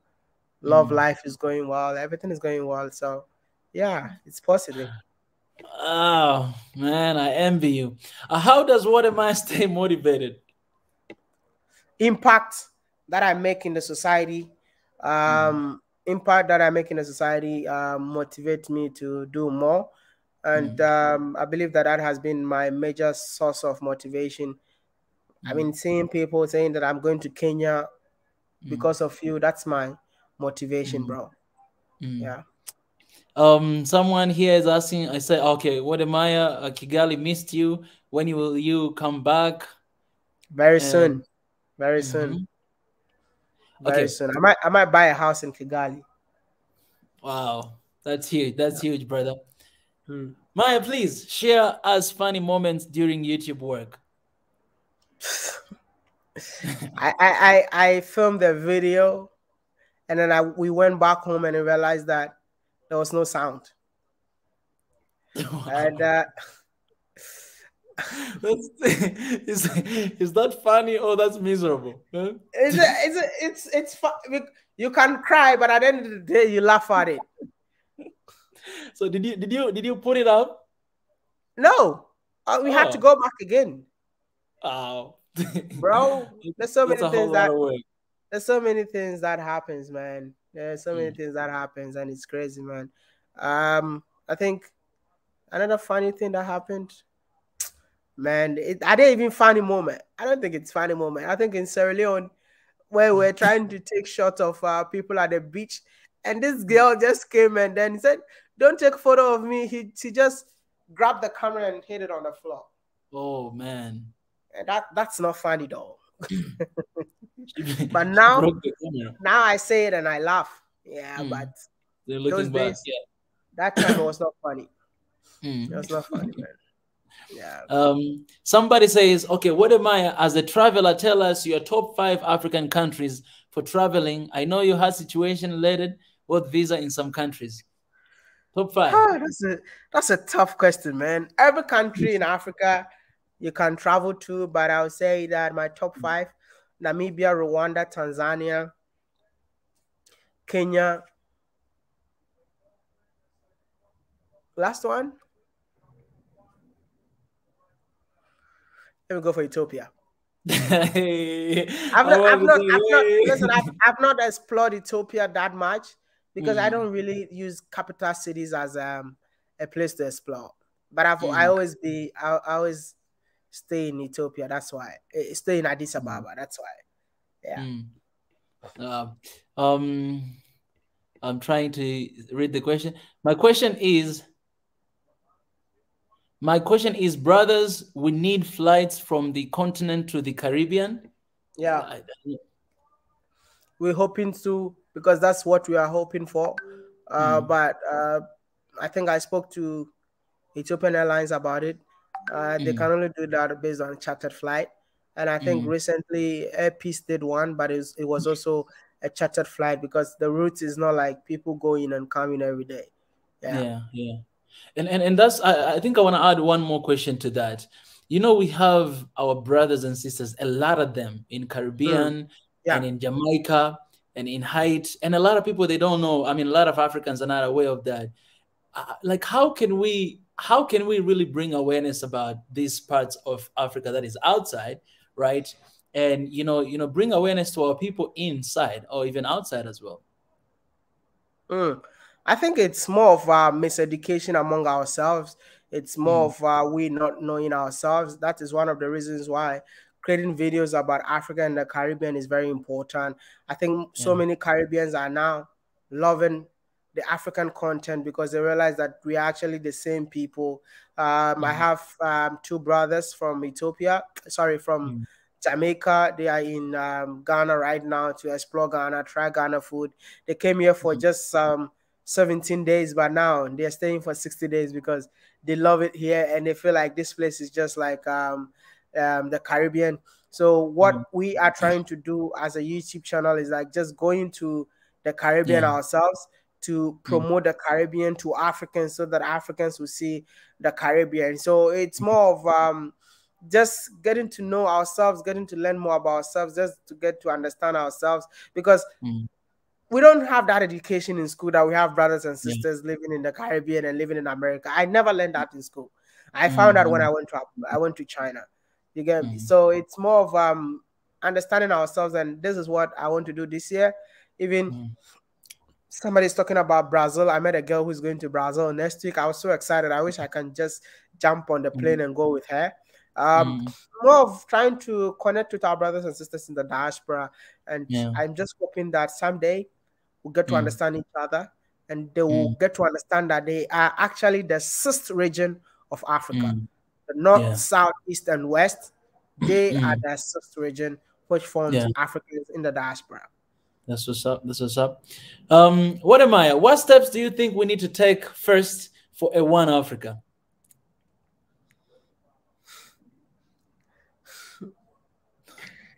I think you kind of mentioned that. No visas. No visas. We should first of all take visas off. Or maybe you don't have to apply for visa before you go to any African country. You can just get there and get a visa on arrival. There, boy. Yeah. That's what's up. What do you expect from the AU summit and in general the youth of Africans? Does the AU function? I asked the question, does the AU function? Because I don't see it. I don't see the AU function. It's just a group of friends that sit at one place and chill. That's it.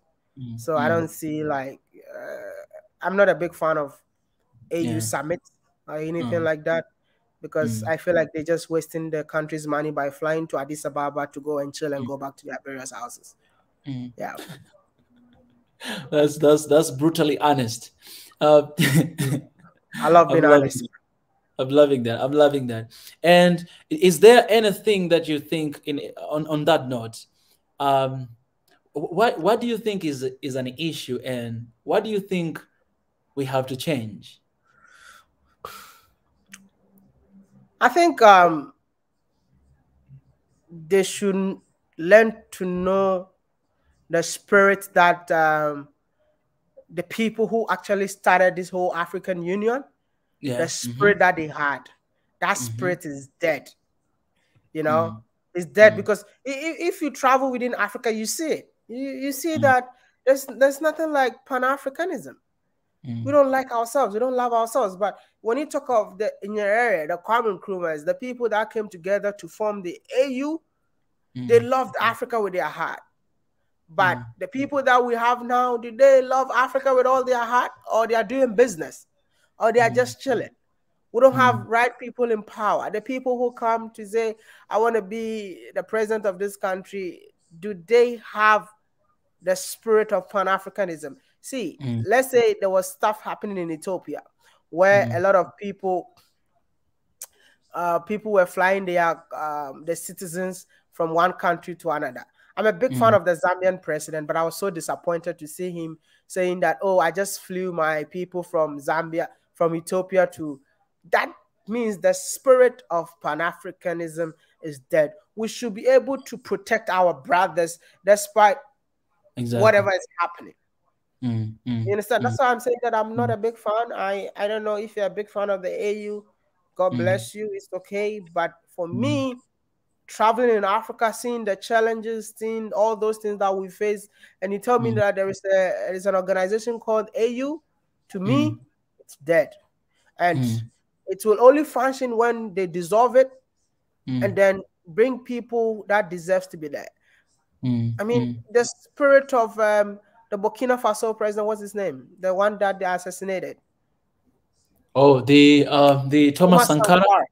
You know, like when he goes to, if you watch some, I know I didn't meet him, but when I watch the videos of him being in the AU, I mean, he was promoting Africanism, telling Africans that we can do everything in Africa. I mean, the clothes that he wears to the AU summits are clothes that are made by his own people. He tells them that I'm not here for fashion or anything, but I'm here to tell Africans that it's possible. But this is a situation that now in Africa, when you wear suits, and you go to the AU meeting, that's everyone is wearing suits, and they wear suits, and then the AC is blowing and they start sleeping.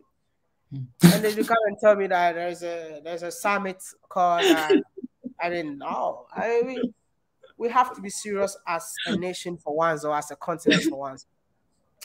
I think that's why you prepare a YouTuber summit. I mean, that's why we need to have our own summit, because listen, the continent is facing a lot of problems, and they know it. That's true. They know it. What do you do? We have to find solution. We just don't go to a party and come back home. It's a party. They go and chill and come back.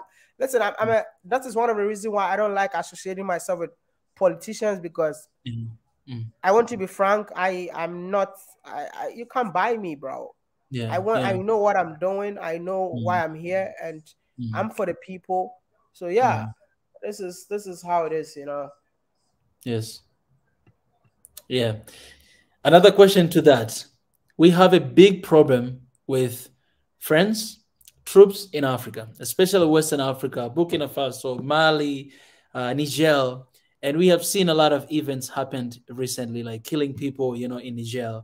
And what's going on right now in Mali, Burkina Faso, all those countries. It's a huge problem. This is the question. What are you thinking about that? I don't think I'll be the best person to talk about the France influence in Western Africa, because I don't live in these Francophone countries. But I would say that Africa is not free in general. West Africa is still not free. There are so many forces that are behind. And you can see the number of coups that are happening in the Western African countries till today, which shows you that we are not free as a continent. Because anyone who tries to liberate the continent, they kill him. It's down. You know, kill him.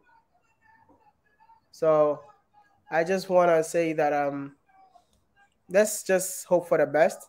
And if somebody is in here and knows the best way to answer this question, they should come and say it. But for now, you know, I really can't say a lot about France's influence in Western Africa.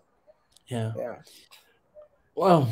What is that one dream that you haven't achieved yet? Somebody's want to know then. Traveling within Africa without visas. No. That's the only dream that I have, that I'm going to talk till they listen to me. Or maybe even if I'm old and then you become the president of Tanzania, you remember this conversation that before WODE MAYA dies, he wants to travel to different African countries without visa. That's it. Wow. Amen to that. How many African countries have you visited so far? I know last year you visited 8 countries, right? 10, but 10. five were visited and 5 new countries. So far, Okay. I think I've been to 23 African countries.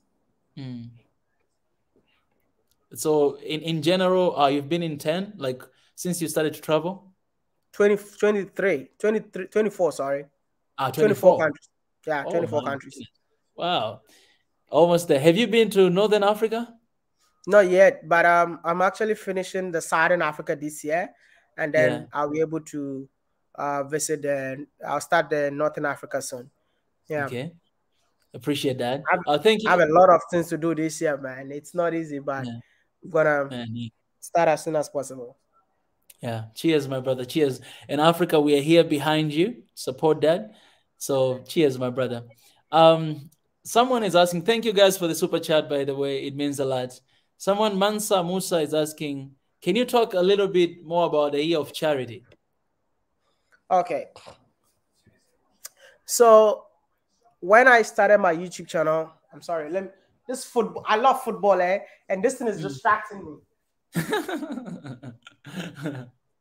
Are you Ghana still there? No, we left long time. Yeah. So the year of charity is something that I promised myself to do. I even have when I started Africa to the World, I registered the Africa to the World Foundation, which the main goal of the Africa to the World is to help solve problems in the villages.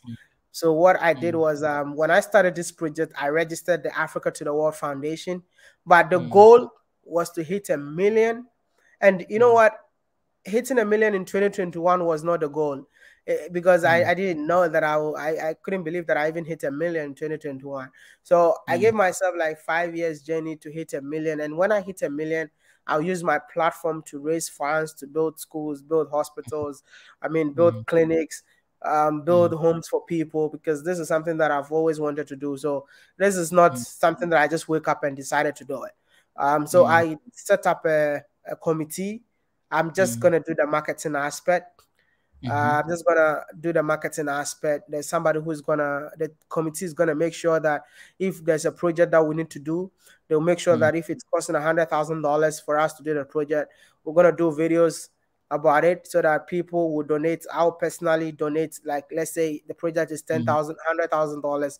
I'll donate $10,000 from my own pocket, and then the rest of the $90 we share it among the audience. And I think there are so many brands that are also coming up to support the year of charity. So there's a whole committee for the year of charity, and this is how it is. It's something that I wanted to do, and I hit 1 million now, so I need to fulfill it.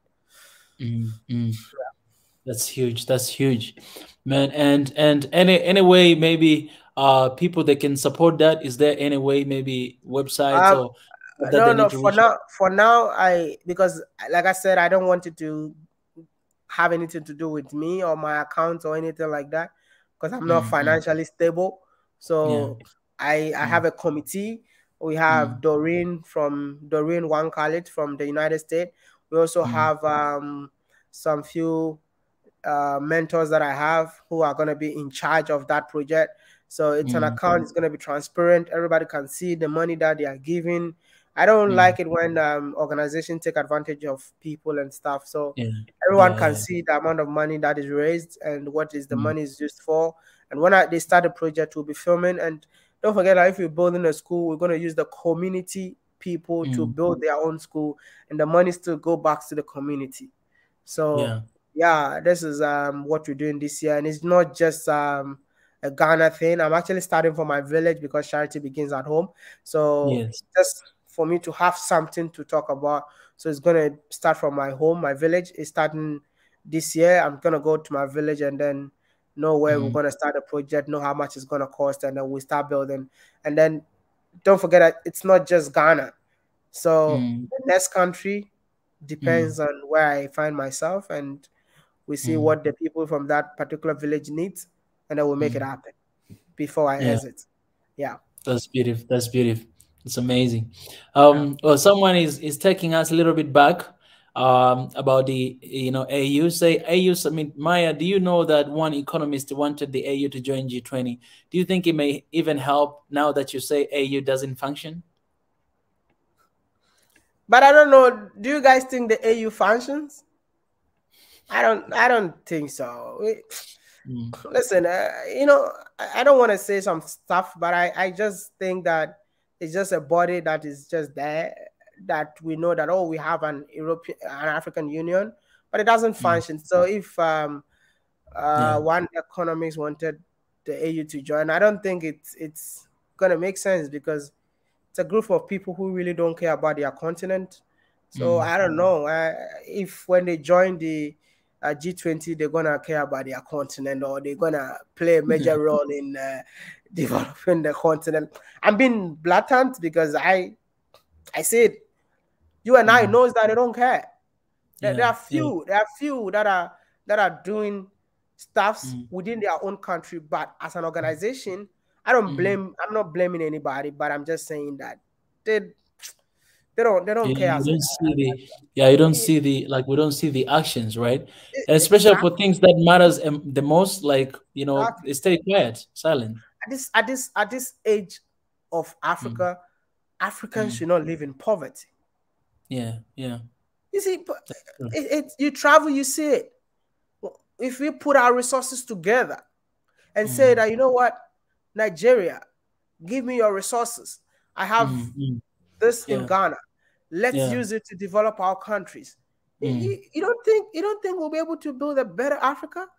But this is a situation that in Africa, people wants to give the rights for certain things to foreigners, and they come and run the economy, but they forget that these people will take the whatever they earn back to their own countries.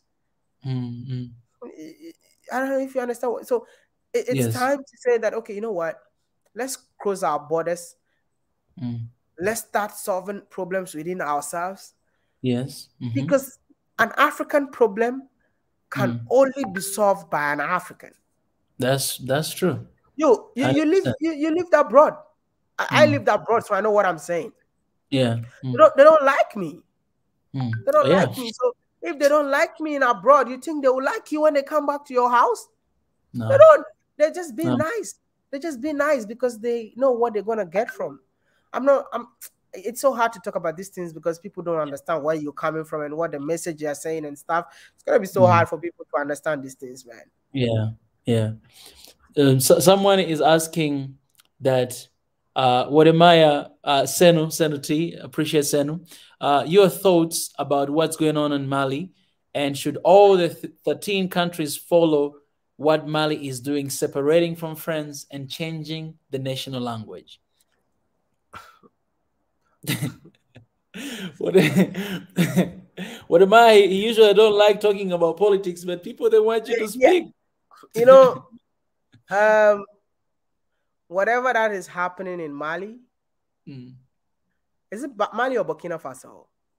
It's Mali right now. Yeah, Mali is against France right now. Yeah. Have you done research to find out who is behind it? Wow. This is the problem that we face as a continent. Research. When Mali is saying that we are against France, there's another powerhouse that is behind it. Who is that powerhouse? And that's what we need to look for before we start supporting. I mean, I'm so happy they're doing that because the French influence in Africa has been so long. But who are the people behind it? And it can never be Malians. It can never be Malians. Why? No, it can never be Malians, bro. Where are they gonna get the guns and the stuff from, the ammunitions from? Who is providing the ammunitions, man? You see, Africa's situation is so hard to talk about if you don't understand what is going on, and that's why I normally don't like to talk about politics and stuff. I just wanna live my life and just stay in my lane and do what I want to do and what I can do, and then just move. Yeah, because Africa got a lot that everything that the world needs. So if France is off, definitely there's someone Russia else. wants to come in, America wants to come in, this wants to come in. China. So who are the people behind? Next question. All right, guys, last question for you. Oh, there's a question here I think I skipped. Somebody asked, okay, we know all these issues. Then what can all Africans do to take responsibility for and to improve the AU? And I appreciate we need to hold the AU an accountability. They need to account for everything. You know, in our countries, we don't have people who account, like we hold our leaders accountable. So they just do whatever they do. They enjoy themselves. And at the end of the day, they come to sleep and then they just come to tell us sweet things just to score political point. And as soon as they win, they're off. You don't see them again 4 years or 5 years to vote again, and you see them coming back. So who is holding the AU accountable of whatever that is happening on the continent? No one. No transparency, nothing. Everybody just wake up, go there. Oh, we spent $5 million to go to the AU meeting. And that's it. And we're good, and then we come back. Yeah. You know, my brother here, there's our brother here, Biggie, we are working together. He has been talking about this for a while. And this is what he has been doing research about this AU for a while. And this is what he says: comment, sustainable financing the AU is currently not financed in a predictable, sustainable, equitable, or accountable manner. It is heavily dependent on donor funding to run its program and operations. And this is further compounded by the fact that 40% of member states do not pay their yearly contribution to the institution. Okay. Is that a problem of the AU though? All right. We're going to move on to another question. Somebody asking this question. This is very personal. I think because you lived in China, maybe you can answer this. Is true China is spying on our leaders? Those are deep questions. Next question. All right. So which leader in Africa can lead the spirit of one Africa by now? Magufuli, but he's no more. And who else? I think Abe has the spirit. I see him like having that spirit, but right now he needs to work on solving the issue in his own country before we give him Africa to solve it. Yeah.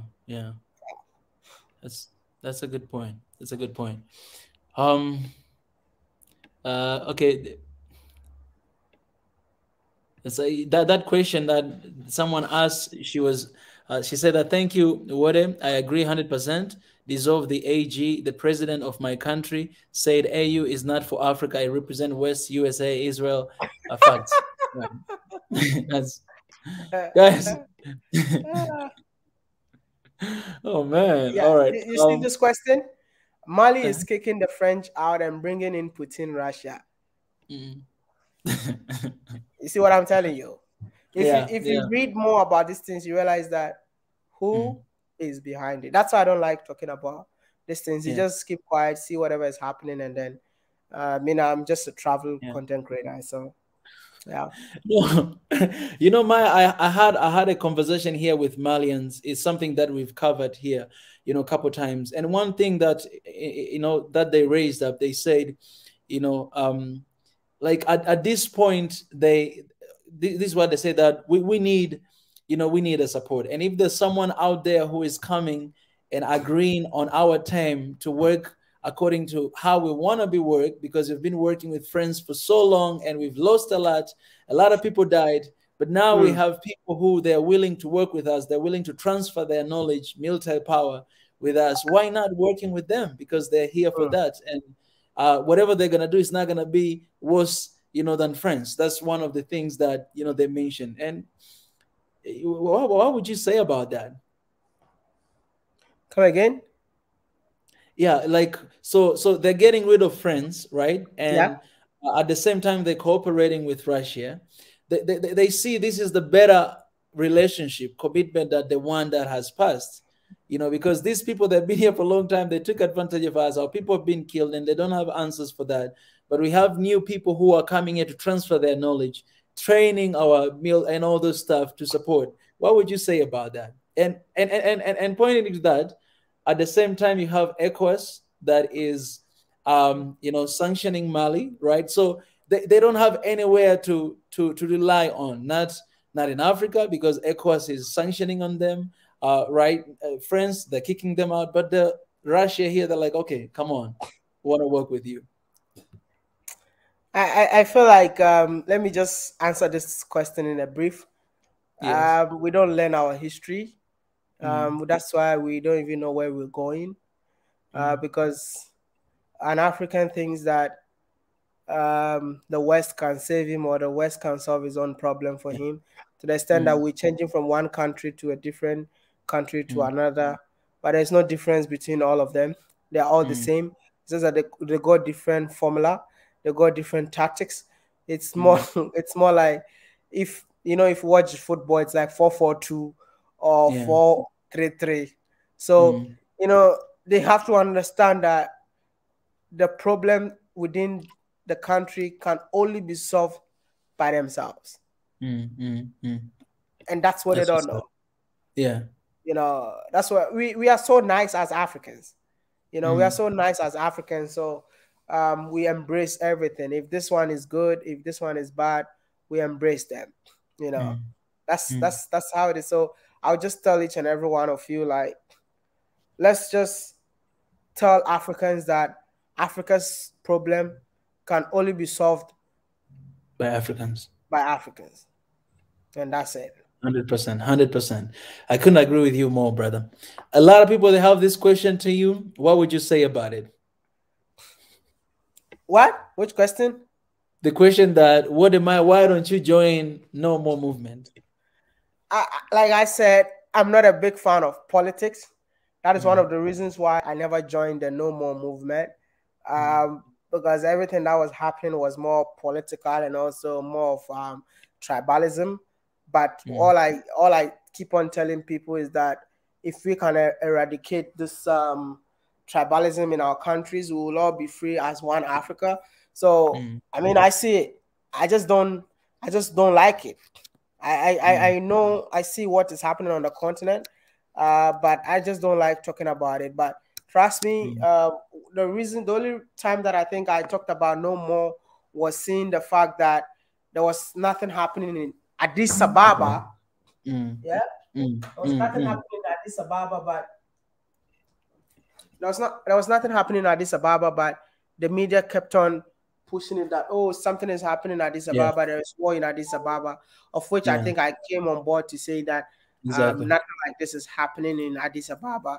But I won't dispute the fact that there are so many things that are going on in Ethiopia, of which I think it needs an urgent attention to be solved.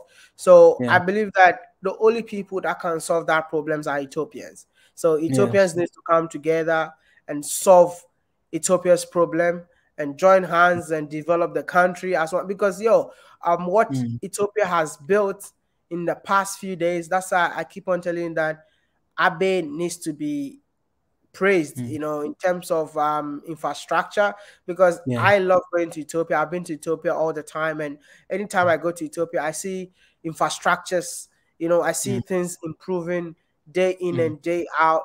So if you guys want to destroy what you've created, then continue fighting. But if you want to, maintain it and leave it for the next generation, then come together as one and project Ethiopia to the world. Yes, appreciate my brother. All these questions are political related. Hey, I'm not a politician, man.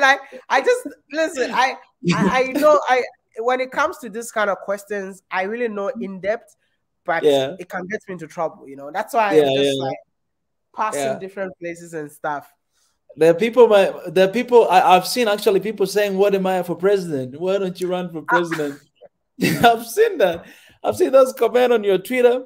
They're like, "What am I? I think it's the time for you to take the office." Yeah.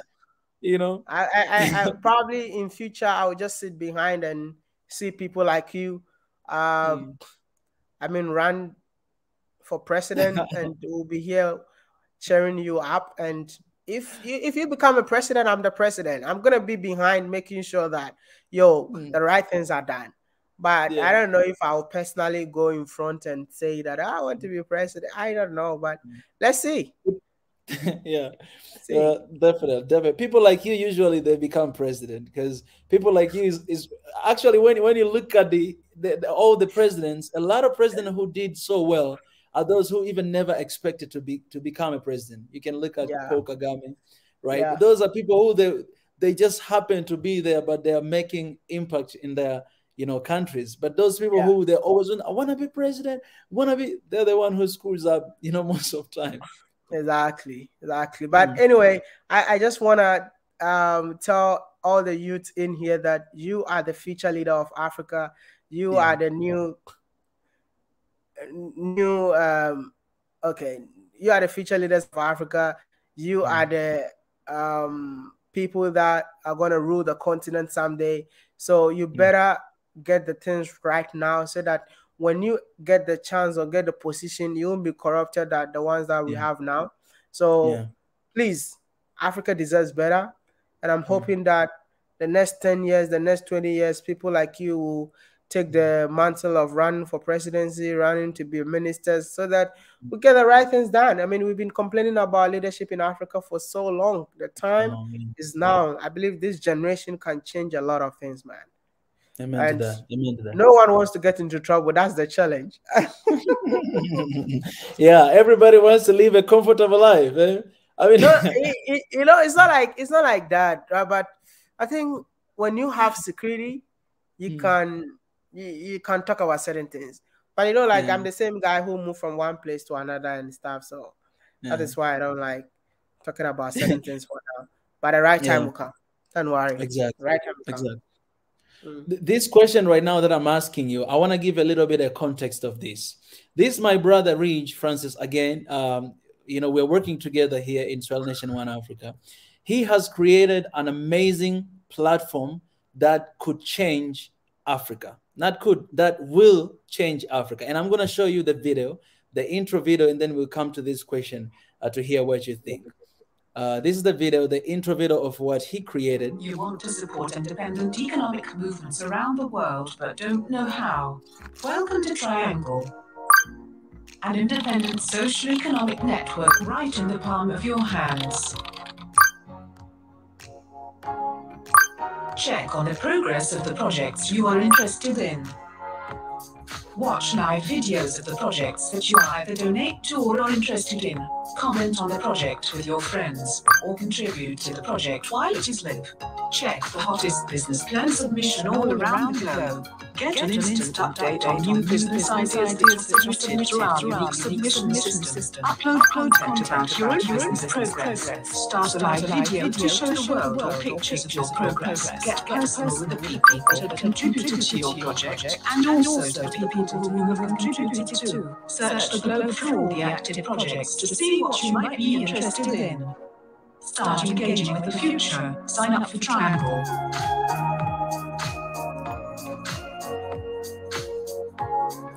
All right, so this is one of our people here. He's our African brother in Caribbean. He created an amazing platform that could actually transform, because one of the things that you can agree with me, we are struggling is we are still using the platform that belongs to them. So even sometimes when you talk about issues that they don't agree with you, they can censor you and all this stuff. So it's basically the time for Africa to actually come up with our own social media, come up with our own softwares that we can use without any limitation. So our brother Rich, within this, 100 days of actions that we have here, he came up with an amazing idea that has been developing for a long time for software. And his question is this, that WODE MAYA, if there was a platform that can contribute to the youth taking charge and building the Africa we want, would you support it? I've always been supportive. I've always been supporting stuff that empower the youth of Africa. All I'm asking for is that sometimes when we bring the platform, okay, this is what you want to do. What marketing are you putting in place so that the platform gets to the right people? You know, they create the platforms, they don't market the platforms, they don't even pay to market the platform. I remember way back in China when I wanted to TikTok, when TikTok came. Yeah. I was one of the people that was paid to use TikTok. Oh. Even that time I didn't have so much subscribers, but Yeah. it was called Douyin. TikTok in China is called Douyin. The current TikTok that you guys are using is it is just an English version of TikTok that we use in China. So you know, we need to, if you create something, the marketing should be very, very important. You know, market it in a way that a lot of guys are gonna, like, you know, come on board, have a piece of it, so that we'll use the platform the way we want to use it. But we create a platform and then we keep it in our room and expect people to search it and find it. So Yeah. I think the time is now. This is a good initiative, and come on board. Let's talk, and then we take it from there. Yeah. Appreciate for that. Appreciate, my brother. You know, there's so many questions, but I want to give you a chance, my brother, to decide, like, you know, I know you're very busy. How many questions for the last you would like to answer? And then I'll go to that. Because if we don't have limit, we can go here until morning. You know, people, they have a lot of questions for you. I've never received so many questions like this. Like I've been in the meetings the whole day, and I just go back for this. Yeah, but anyway, how many questions do I have now? It's a lot. I want you to decide, how many do you want to answer? I need 3 more and I go. 3 more. All right, okay. 3 more. Okay. Let me go, man. Guys, if I skip your question, it's just because, you know, I'm just looking at anyone that I see there, and I go ahead and ask. Oh, where are the questions? Guys, you can comment right now. I'm kind of looking at, there's so many questions here. Oh, any question that WODE MAYA you will see and you would like to answer.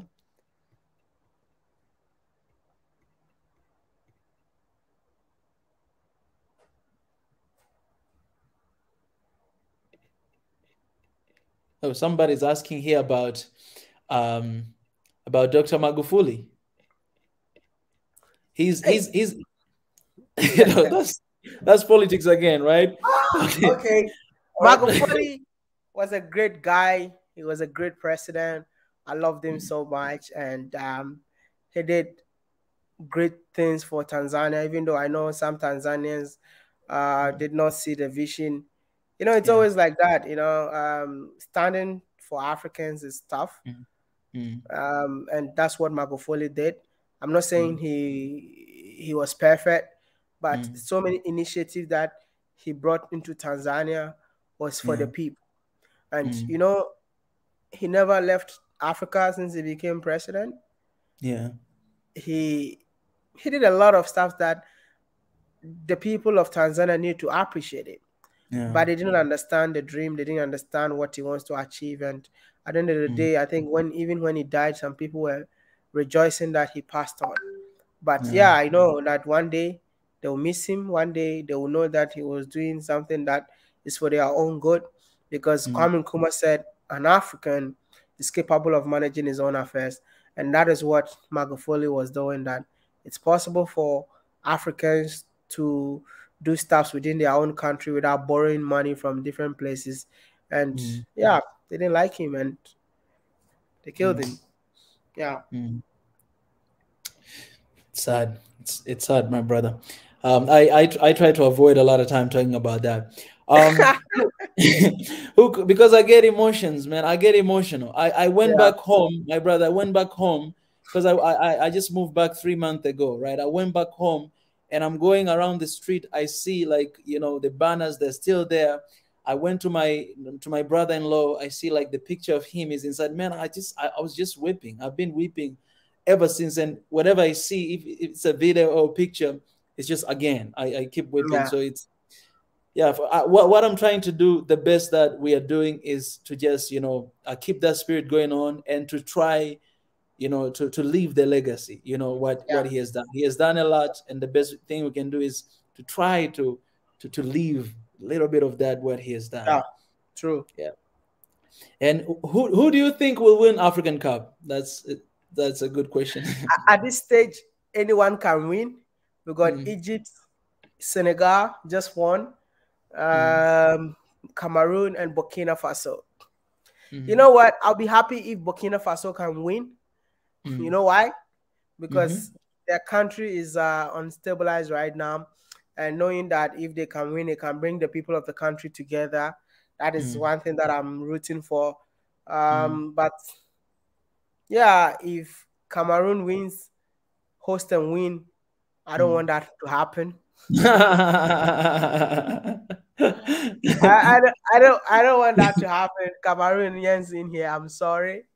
But yeah, Egypt got a very good team with Mohamed Salah, and Senegal is the tournament favorite. So let's hope and see. Anyone is a favorite to win the tournament, but I wish Burkina Faso can win, just to bring the people of the country together in this mess that they are in right now. Yeah. All right. The final question, as you wish, but I'm gonna have my own last one to ask you. It's a favor. What do you see yourself in the next 5 years?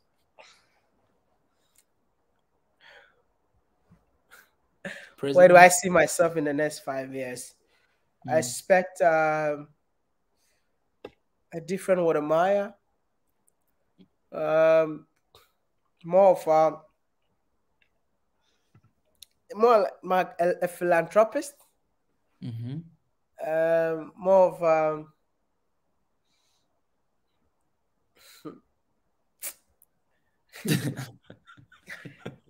if I answer this question, if I'm to be honest, I don't want to tell you guys. I don't want to put out. I mean, the real 5 years. 5 years WODE MAYA in here. I mean, the real one. You know what I mean? What I'm just saying right now is just for the internet. Yeah. But the real WODE MAYA in 5 years time. The real WODE MAYA in 5 years time. You will be shocked, though. You will be shocked. You'll be like, hey, this boy, we thought he was joking. He was just traveling from one country to another. Look at him today. Oh, that's what I want you to say. So I'm not gonna tell you now. Yeah. Let me guess. Of course, you'll be a husband and you might be a father as well. Becoming a father this year, bro. I want to be father this year, man. Whoa, come on now. Come on now. 5 years is too long, man. You're gonna see a WODE MAYA Jr. very soon.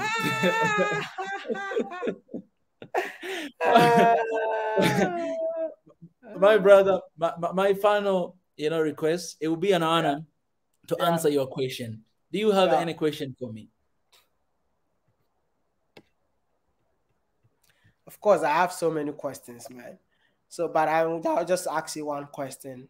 Do you believe that the youth of today are capable of solving Africa's problem in future? I believe it, without a doubt. And because... let's take an example of this one guy, WODE MAYA. Yeah. When you look at the journey of WODE MAYA and what he has done, the difficult thing to do is to decolonize the mind. We might change our houses look like this, and everything at the way it is, like to look good, beautiful outside, but the mind, changing the mentality, things that we believed for so long, we have been taught. And even right now in our education system, we're still using the old system. Changing that mentality is not easy. But we have seen WODE MAYA through the content that he is doing, changing people's mind, transforming the way people think about Africa, to the extent that other people leaving their comfortable life, whatever they're living, coming back home to Africa to start living, to believe that everything is possible, just because they have seen what WODE MAYA has put on the internet. that is just one person doing that, transforming, a lot of people, thousands of people. So imagine me working on my land and do what I was called to do. Imagine almost 500 people were watching here, doing and working on what they were called to do. Reach, creating a content that I just share here, Triangle, to transform Africa's, right? Man, and working together, cooperating one another, man. The change here in Africa, it's going to happen in our generation. And it's happening right now because we see it. It's possible. So we need just to add one thing, we need unity. Like, we really need to support one another, because right now I see a lot of people are doing great things, but they're doing individually, like are doing there, transforming there. But why don't we come together, building a new system that it will be the better Africa for our kids tomorrow? Like the Africa we're living right now is the Africa Kwame Nkrumah, Nyerere, they fought for a long time ago.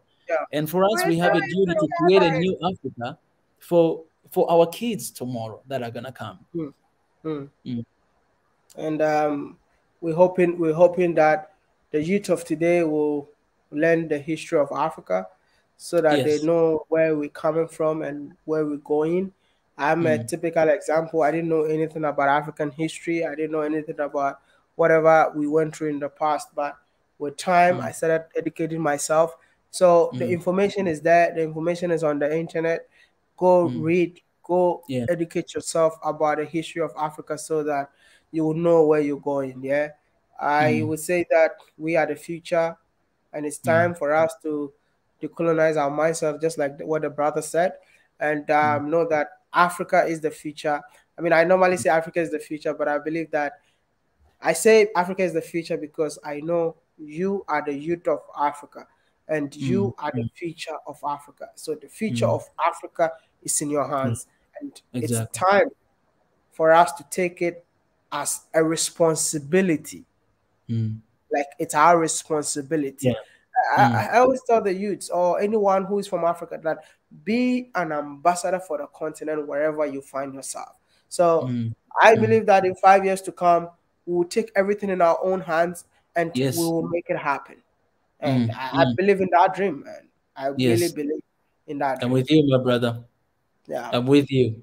And I want to appreciate you, WODE Maya, for this conversation.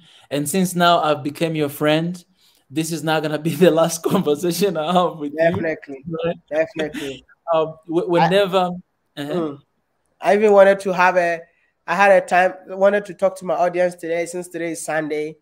But I think they are all here, and they've really enjoyed their time here. So I might go to bed today because I'm super tired. But thank you so much. I had a very good conversation with you today. It started from a good note, ended very well. And this is not going to be the last time. We're definitely going to do this one more time over and over again. So Pamoja Milele, man.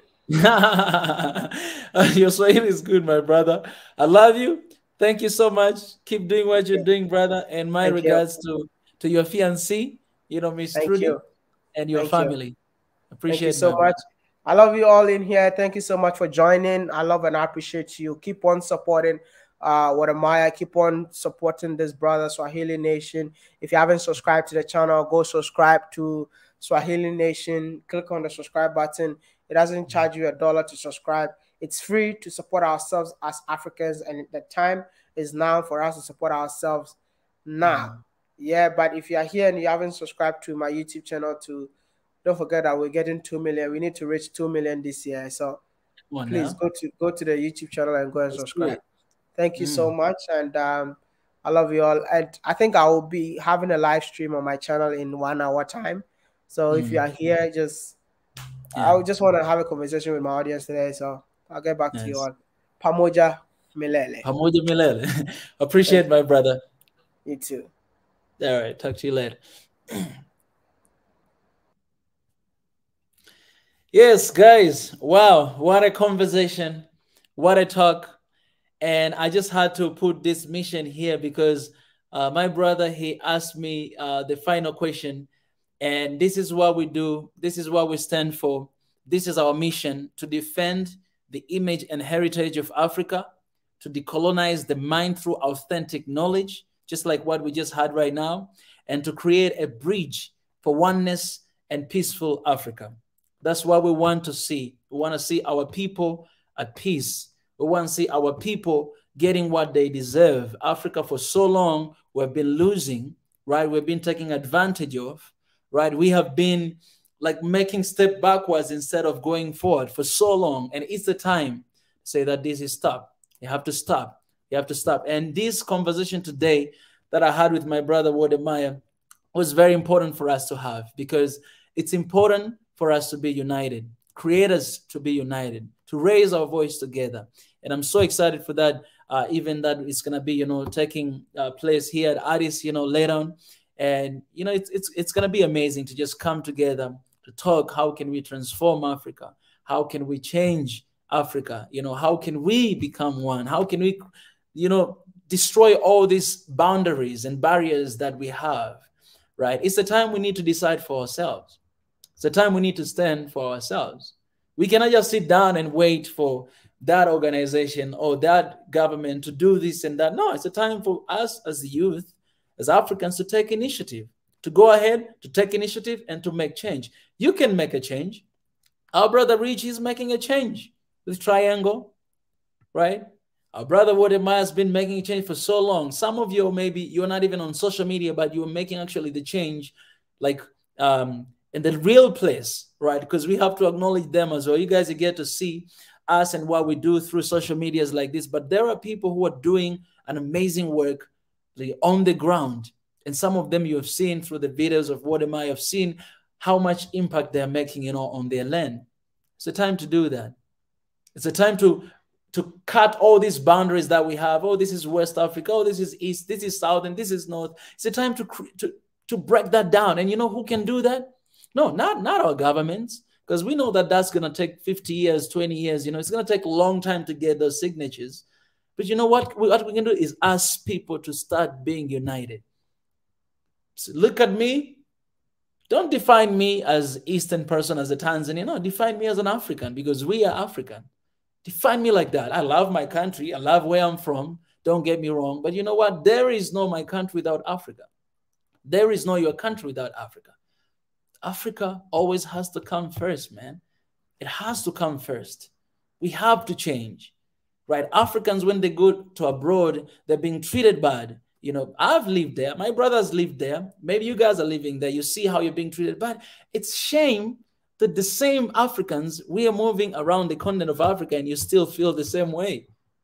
Man, I'm in the country where you have seen, what WODE MAYA has shared here, but there's a lot of people having those kind of, this kind of stories whenever they visit new countries, within the continent, within Africa.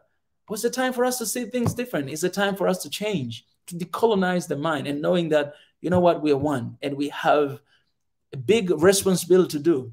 Right now, the power is into people. You have the power. I have the power. Right? And when we use our power well, we even support our governments. We even help them to do their job. Because we do have the power.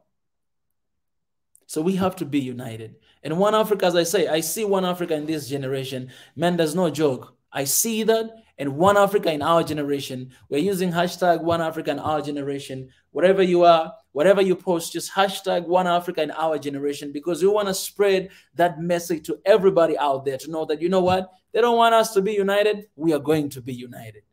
We are going to be united. We decide, because that power is in us and we can make that change. Africa cannot be taken advantage of any longer. Africa, we cannot keep struggling with tribalism, borderless, and all this stuff. It's the time to stop that, to put it to stop that. No, enough is enough. I always say this, guys, I'm tired of losing my brothers and sisters, because of these stupid reasons. I'm tired. I'm tired of saying that. I'm tired, and it has to come to an end. There's something here I'll just share with you what I tweeted today, and then, I'll be leaving, because I don't want to add anything, else, because we had such a perfect conversation. One thing that I tweeted today, and I had a little bit session in the afternoon to share with this, is this, that it doesn't matter. And some people, they understood me wrong. So I want to, clarify this a little bit. And then I'll leave you guys. Right here. It doesn't matter what kind of skin color, language, religion, tribe you have. What matters is our love for one another, peace for our people, and unity for all Africans. Africa is one big family with 54 children. That is Africa. It's one big family, man, and all these different countries are siblings, the children. We have to look past our skin color, because whether you're light or black, you have to look past that. We have to look past our language. That cannot be a reason to divide us. We have to look past our religion. That cannot be a reason to separate us. I mean, every religion teaches that God is love. We can't use that to divide one another. We have to look past our tribes, because that doesn't really matter. At the end of the day, that doesn't really matter, guys. It doesn't matter what kind of skin you have, or language, or religion, or tribe. It doesn't matter. What matters the most for us is our love for one another, loving one another, because wherever you're coming from, you're my brother because you're African. Whatever country you're coming from, you are my brother because you're African. We got to love each other because nobody else loves us out there. We have to love each other. Peace for our people. We have to make sure that our people have peace, because we are peacemakers, and that is our responsibility. When you don't have peace in your country, man, you have to know that you play a big role to that. And it's your responsibility to keep that peace there. And unity for all Africans. One Africa in our generation. Because Africa is one big family, man, with 54 children. You might not like other children, but they are your brothers, they're your siblings. You might not like them. You don't have to like them. The matter of fact, you don't even have to like me, but you have to love me. There is no other choice, guys. There is no other choice, because there's no way for Africa to move forward from where we are to another place if you're not one. There's no way if we're not loving one another. There's no way. We have to look past stereotypes that we have towards one another. We have to look past things that we hear and go explore, go and find out about that place. I'm telling you guys this: if you hate Ethiopia, come to Ethiopia. Come here, visit. Find out the reason why you hate this country. If you hate Kenya, go there, live there. Go there, visit there. Don't just... Some people, they begin to hate countries because of what they heard from someone. No, go and visit and learn and study and get to know people from that region. And then you get to realize that every country has their strengths and weaknesses, which we have got to focus on the positive side. Because if negative side, brings about division, then we got to focus on the positive side. We're not neglecting them, but we got to focus on positive side, because we need to move. It's a time not to look down on one another. It's a time not to disregard one another. It's a time to unite. Everybody, every country in Africa is special. All right. Our brother said here, mentioned it here area. It's special in their own way. And he mentioned something very important about we need to do intertrade, because every country in Africa, it has their strength. They have their strength, man. They have their strength. Imagine if we cooperate one another. Imagine if we support one another. Imagine if we forget about these regions that we have. Forget about it. That I'm from the West, I'm from the East, I'm from the South, forget about that. Forget about that. You can keep that to yourself. You can keep that to yourself. Honor that, cherish that, but you cannot let that take some innocent lives out there. We have lost so many people. I don't know. I don't have statistics, but I'm going to find out how many people in Africa dies because of tribalism. I'm going to find that. If you guys, please let me know in the comment section. How many people die just because of division that we do have in Africa? I'm talking about Africa. We're talking here about Mali. Just last year, more than 400 people died. That's a huge number, guys. That's a huge number. You might not care about Africa, but man, there are people are dying everywhere in Africa, and we don't even have number. And those are your brothers and sisters. Those are your siblings. Because you're one big family with 54 different countries, 54 different siblings. That's Africa. Some are annoying, some are loud. We have different behaviors, but it's one family, man. You don't walk away from your family because of that. No, you're still family. You stuck together. You stay with your family. Those who understand the meaning of family, you stick with your family no matter what. You don't walk away from your family. And Africa is your family. Whether you're living in Africa or you're outside, this is your family, man. And it's the time. It's the time to make change. Not only YouTubers, not only financial, not you guys, you have power to make change. We have power to make change, man. We have power to come together to defend the heritage and image of Africa, to decolonize our mind. We have to be hungry for learning, for knowledge, because knowledge is power, man. My people are perished, are destroyed for the lack of knowledge. Knowledge is power. And we got to start one another, learn our countries, understand one another, and bring about change to this continent, man. And that, man, I'm telling you, people who are going to bring change is us. Youth, we're going to bring change. We're going to do that. We're going to do that because we have a vision for this continent. We love this continent with everything we got. We love our people. I've seen how much our ancestors have struggled. My parents have struggled. We are seeing that. We're experiencing that. And some of us were the victims of all these issues that are going on in Africa. And I see one Africa in our generation. I see the change happening in Africa. I don't know what you see. We have different but great behaviors. Yes, great behaviors. And just to elaborate that about one Africa is one big, Africa is one big family and 54 children. It's big family with 54 children. Those children, they will never be the same. They'll never be the same. They have different behaviors. They speak different languages. They like different things. Some of them, they get A+. Some of them, they get F. But it doesn't change the fact that they're your kids. And you got to take care of them. You got to love them. If you're a dad or you're a mom, man, you have the same love to all of your kids, even those annoying ones. You love them because they're your blood. And to tell you, they have that annoying character from you. You can't hate your kid because of their annoying character. No, it's because of you. You used to be annoyed. Maybe you or your wife or your husband. They used to be annoyed, so they have your character. You love them because they're your kids. What are you going to do? They're stuck with you forever. They got your blood. That's Africa, guys. That's Africa. We're one big family. I would love to see, man, Western African doing a trips to East Africa, doing a business in Southern Africa. I would love to see. One of the things that we are really planning here in One Africa is how can we bring North Africa as well with us? Because I know Sub-Saharan Africa, we have some stereotype about them, and them, they have some stereotype about us. But the only way for us to come is to start having all this conversation with them. We had our one doctor here from Morocco sharing with us a lot of stuff. Hopefully we'll have with him here soon in the future. But it's a time, man, to bridge the gap. It's the time to come together.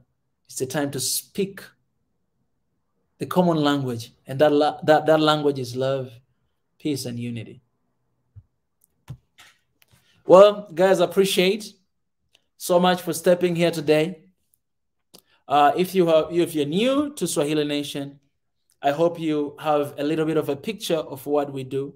This is our mission right here, right? This is our mission right here. We are building the move. We have a move called One Africa. It's a move, guys. And we're being backed up with the media, African media, Swahili Nation Network. And we wanna bring this message wherever we go. We want to go to every place to preach this message of Africa's unity. Go everywhere. Right now, we're in Ethiopia, guys. I'm in Ethiopia right now, and I'm here for that. We are here in Ethiopia to launch One Africa. That's the reason why I'm here.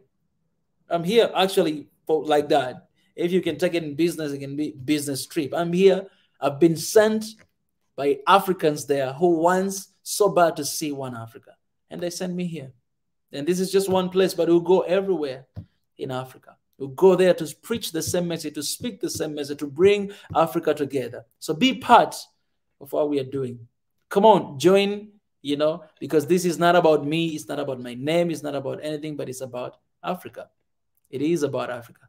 There's a lot of people there in the comment section. You've seen, I've shared Reach, what he does. You know, all these people are in the team, and we're working so hard, you know, 24 hours, you know, to make sure that we are achieving, you know, what we want, and that is a united Africa. So yeah, if you want to join, please feel free. I'll be sharing the link as well in the comment section.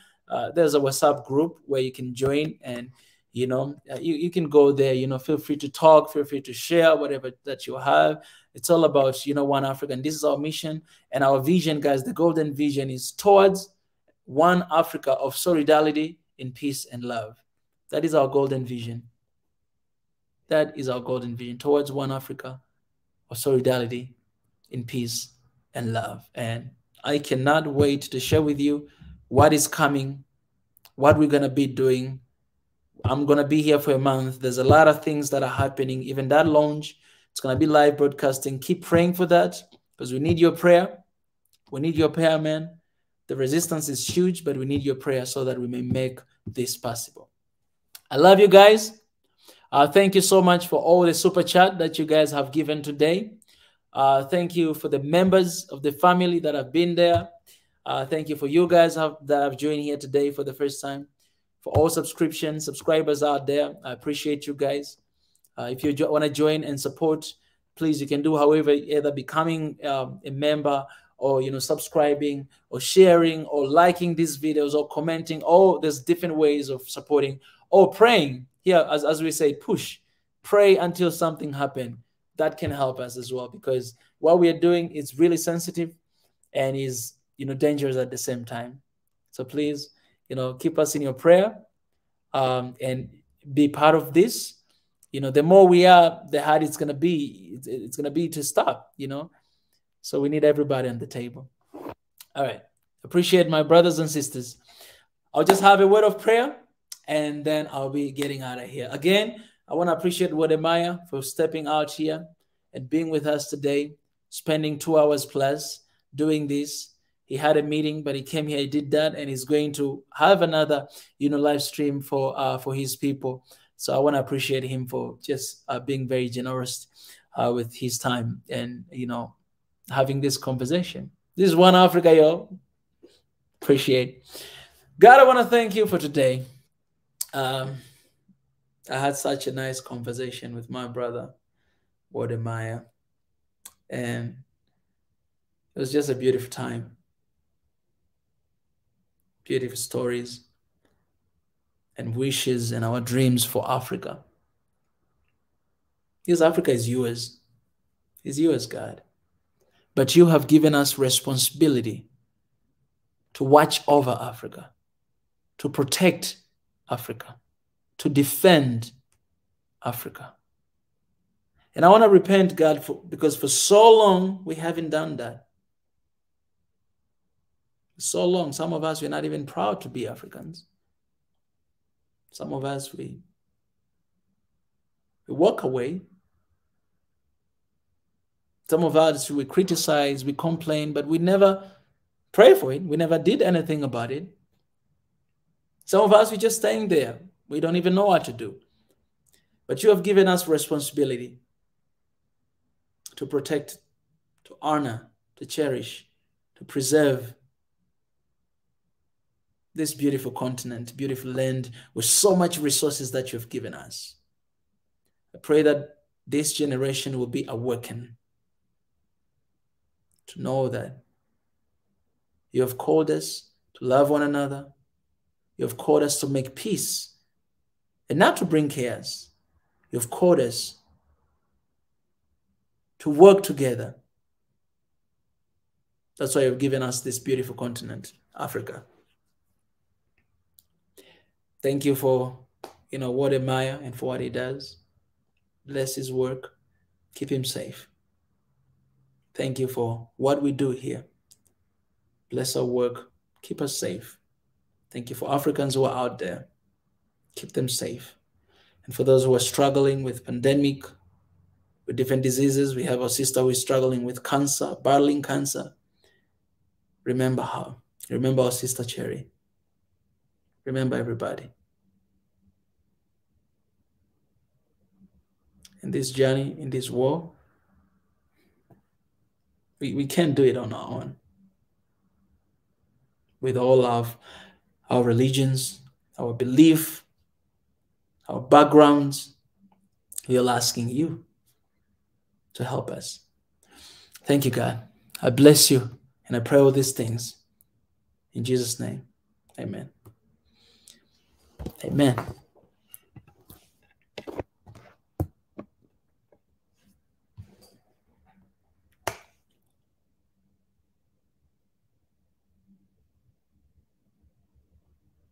Appreciate, guys. I love you, and I'm here. This is day 5th. Tomorrow I'll be releasing the vlog that is already there of day 4 in Ethiopia, and keep connected with us with our social media as well. Gonna be having a lot of events coming up here, and I'll be updating you guys on social medias. So stay connected with my Twitter, my Instagram. I go by the same name, Mika Chavala. If you write Mika Chavala, see there. One of the very exciting things that I'm looking forward to this week is that I might be meeting with people here in Ethiopia who have been supporting. I've received a lot of requests to meet up with people. So we are preparing a program whereby I will come and I'll tell you the place, I'll tell you the venue, the time, for you guys to come. We'll share the link. The first 100 people to register, they'll get a chance to get there because of COVID restrictions as well. So stay connected. I will share that link on my everywhere, on my Instagram, on my Twitter, so that you can because I have some people who maybe are on Twitter but they're not on Instagram. I'll share that link for you guys to register as long as you're here in Addis or you're here in Ethiopia and you can make it. Yeah, stay connected. I cannot wait for that. I'll meet you guys, have some conversation with, Mwananchi. I cannot wait for that. And I'll keep updating you guys every single day. I've been here for 5 days and we have already uploaded, how many videos? Is 15 videos? For 5 days already we uploaded how many videos? Guys, it's 5 days. Can you imagine? 5 days in Ethiopia. And we've already uploaded 21 videos, guys. 5 days, I made 21 videos. And I was checking today, 21 videos, and we have more than 330,000 viewers with these videos. 5 days, I uploaded 21 videos. 21 videos, guys, and more than 330,000 viewers. That's huge, man. Africa is awakening. Africa is behind this. And I couldn't be more grateful, man, because you guys are, surprising me over and over. Let me just show you the videos here. I got to show you guys. I'm taking this moment because I believe there might be a new people here. Maybe it's your first time to be here in Swahili Nation. Well, there are things that we believe in. There's things that we stay. For example, in 2022, we call it, here we call it a year of action, right? So we speak about love in action, peace in action, and unity in action. It's not just a time to talk, but it's time to act. Love in action, we don't just show love, we become love. Peace in action. How can we create and how can we be peacemakers in action? And unity in action. That's why right now I'm here on a mission, guys. I'm here in Ethiopia, not for a vacation. If I was here on a vacation, guys, 5 days, 21 videos, that's not a vacation. Every single day, that means I upload like 4 videos every single day. That's editing. And it's just me. So you can imagine that I'm not here for a vacation. I'm here for work. Yeah, love in action, peace in action. So anyhow that you want to suggest or you have a proposal, how can we love in action, peace in action, unity in action, you can reach out to us at oneafricaofficial@gmail.com and share ideas. But also, we say 2022, we have to be brutally honest with ourselves. One thing that I appreciate and I love about Maya is that he's honest, regardless of how you're going to blame him or you're going to criticize him, but he's honest. We have to live in a world where we can be brutally honest with one another. So for 2022, we have been keeping up with that. Brutally honest. Yes, I might hurt your feelings. Yes, you might hurt my feelings, but we're going to be brutally honest with one another because that will help us to change. We are in a culture where we don't really speak things as they are, but we say no to that. We're going to change that. We're going to be brutally honest with ourselves. Yes, there's a consequences. My feelings sometimes get hurt. You know, everybody has feelings, but you know what I'm saying? If you say for the case, for the intention of bring about change and helping me, why not? You know, the reason why we're moving forward, because I have people who they are honest with me. And one of them is the brain. I just got to mention it. The people who are honest with me, telling me exactly things how they are. I have my sister Christy as well. A lot of people who are we're keeping each other accountable, because if we're not honest with each other, then it's very difficult to see the change. All right, so I was showing this here because also, you know, the new campaign that we started recently is hashtag One Africa in Our Generation. That's an amazing motto. So please, you can use it. You can hashtag One Africa in Our Generation. I see One Africa in Our Generation, and it's happening. It is happening. Yeah, the brain. Appreciate for you for being brutally honest with me. We are living the mission. All right. So that's beautiful. I'll show you guys. So these are the videos since I came. I started with this one video right here 5 days ago. So, Salam, Ethiopia. So this was the first one. And when again here, you know, here. And today we're having this, and I already have this one. People waiting. This is coming after 12 hours tomorrow. Uniting Africa with fashion. Right. So this is coming up to 12 hours. You can turn on the notification button and get ready for that. It was an amazing event. There's this organization called Hub of Africa. They're doing amazing to connect, you know, Africa. And there will be an amazing interview coming with the CEO of that. So you can stay tuned. And this video is just a little bit of a picture of what they're doing. It's very little, but the interview will be coming with the CEO, and you guys get to understand more. I know a lot of Africans are into fashion. This will be an amazing time for you guys to get support and even to achieve your dreams, because Hub of Africa is doing amazing when it comes to designing and fashion shows. I was invited there. I went there twice. And they're doing amazing. They're connecting Africa. They have like designers from everywhere in Africa, and they're always showing their brand. This is one of the ways you can unite Africans, because we all wear something. And fashion, we can unite Africa through fashion, y'all. So yeah, hopefully, you know, we'll have some collaborating, you know, events, you know, in the future, hopefully. But, you know, finger crossed, man. Pray until something happens, and it's going to happen one day. Yeah. All right, guys, appreciate it. Thank you. Since I've already prayed, I'll be leaving you guys, and feel free to subscribe and to the channel. I will leave the page here for you guys to do that. And yeah, I'll be getting out of here.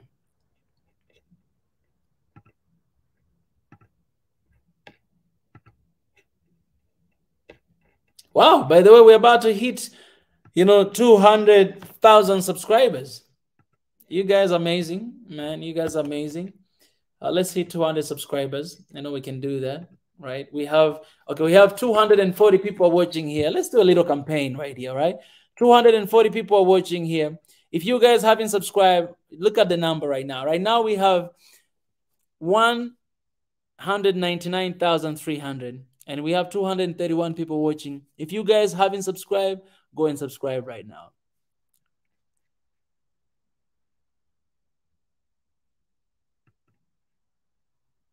Go and subscribe right now. Yes, we see we already have one person subscribed there. Appreciate. Come on, man. We can hit, yeah, we can hit it like, you know, 200,000 subscribers here. Let's say if we have 233 people here right now, but if we have 200 subscribing, we can have like 500. And we have 500 more to hit 200,000. Man, I don't know what I'm going to do if we hit that. I need to have something to promise you guys that I'm gonna do.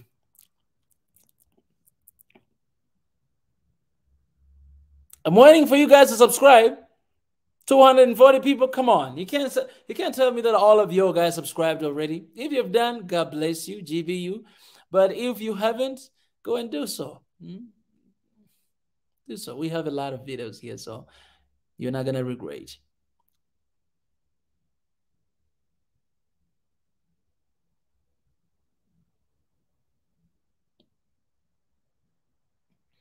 Okay. I think I need to address this as well. Joy, for you guys to know. Joy asked here the question. I appreciate. Just got a new member here as well. Oh, no, I think this is your second time, people. People, Yamane just became a member. Appreciate you, my brother. Come on, guys. Let's keep subscribing. Let's subscribing. All right. It's a little campaign before I get out of here. Let's subscribe. Come on. Come on. Come on, somebody.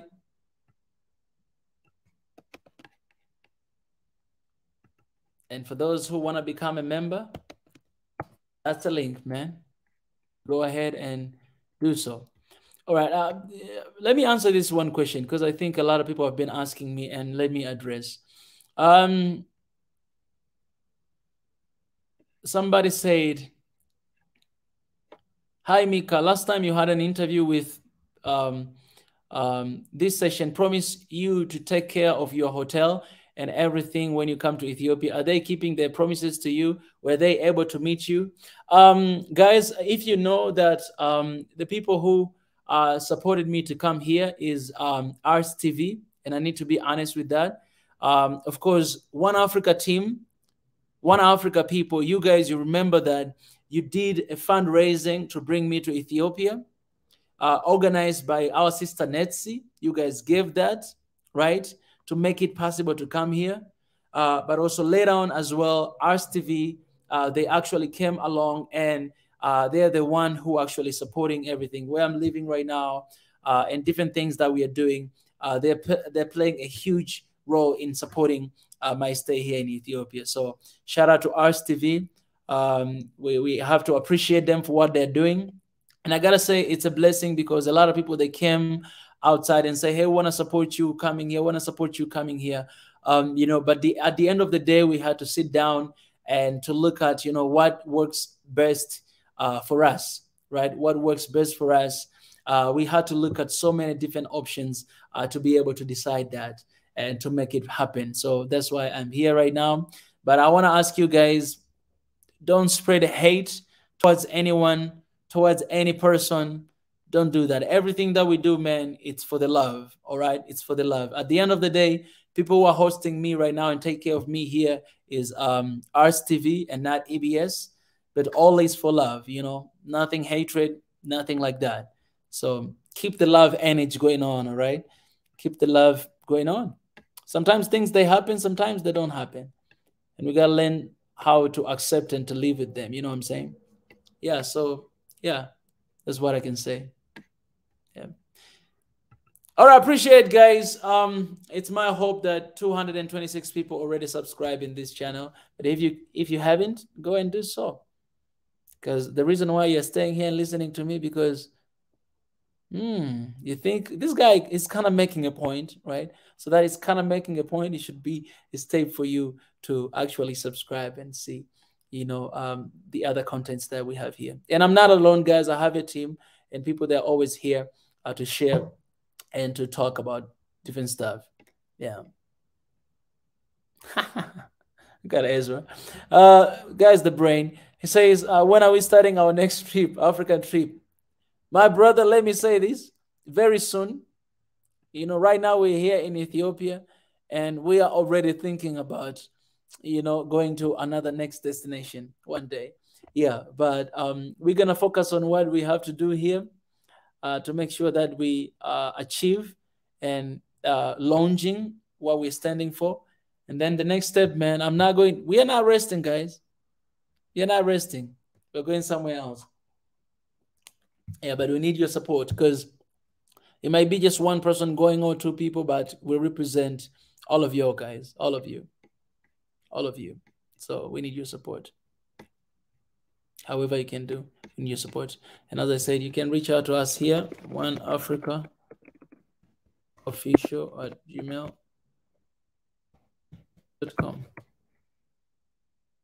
I'll share. Yeah, that's it. That's the email. For any ideas, any proposals, anything, you just reach out to that.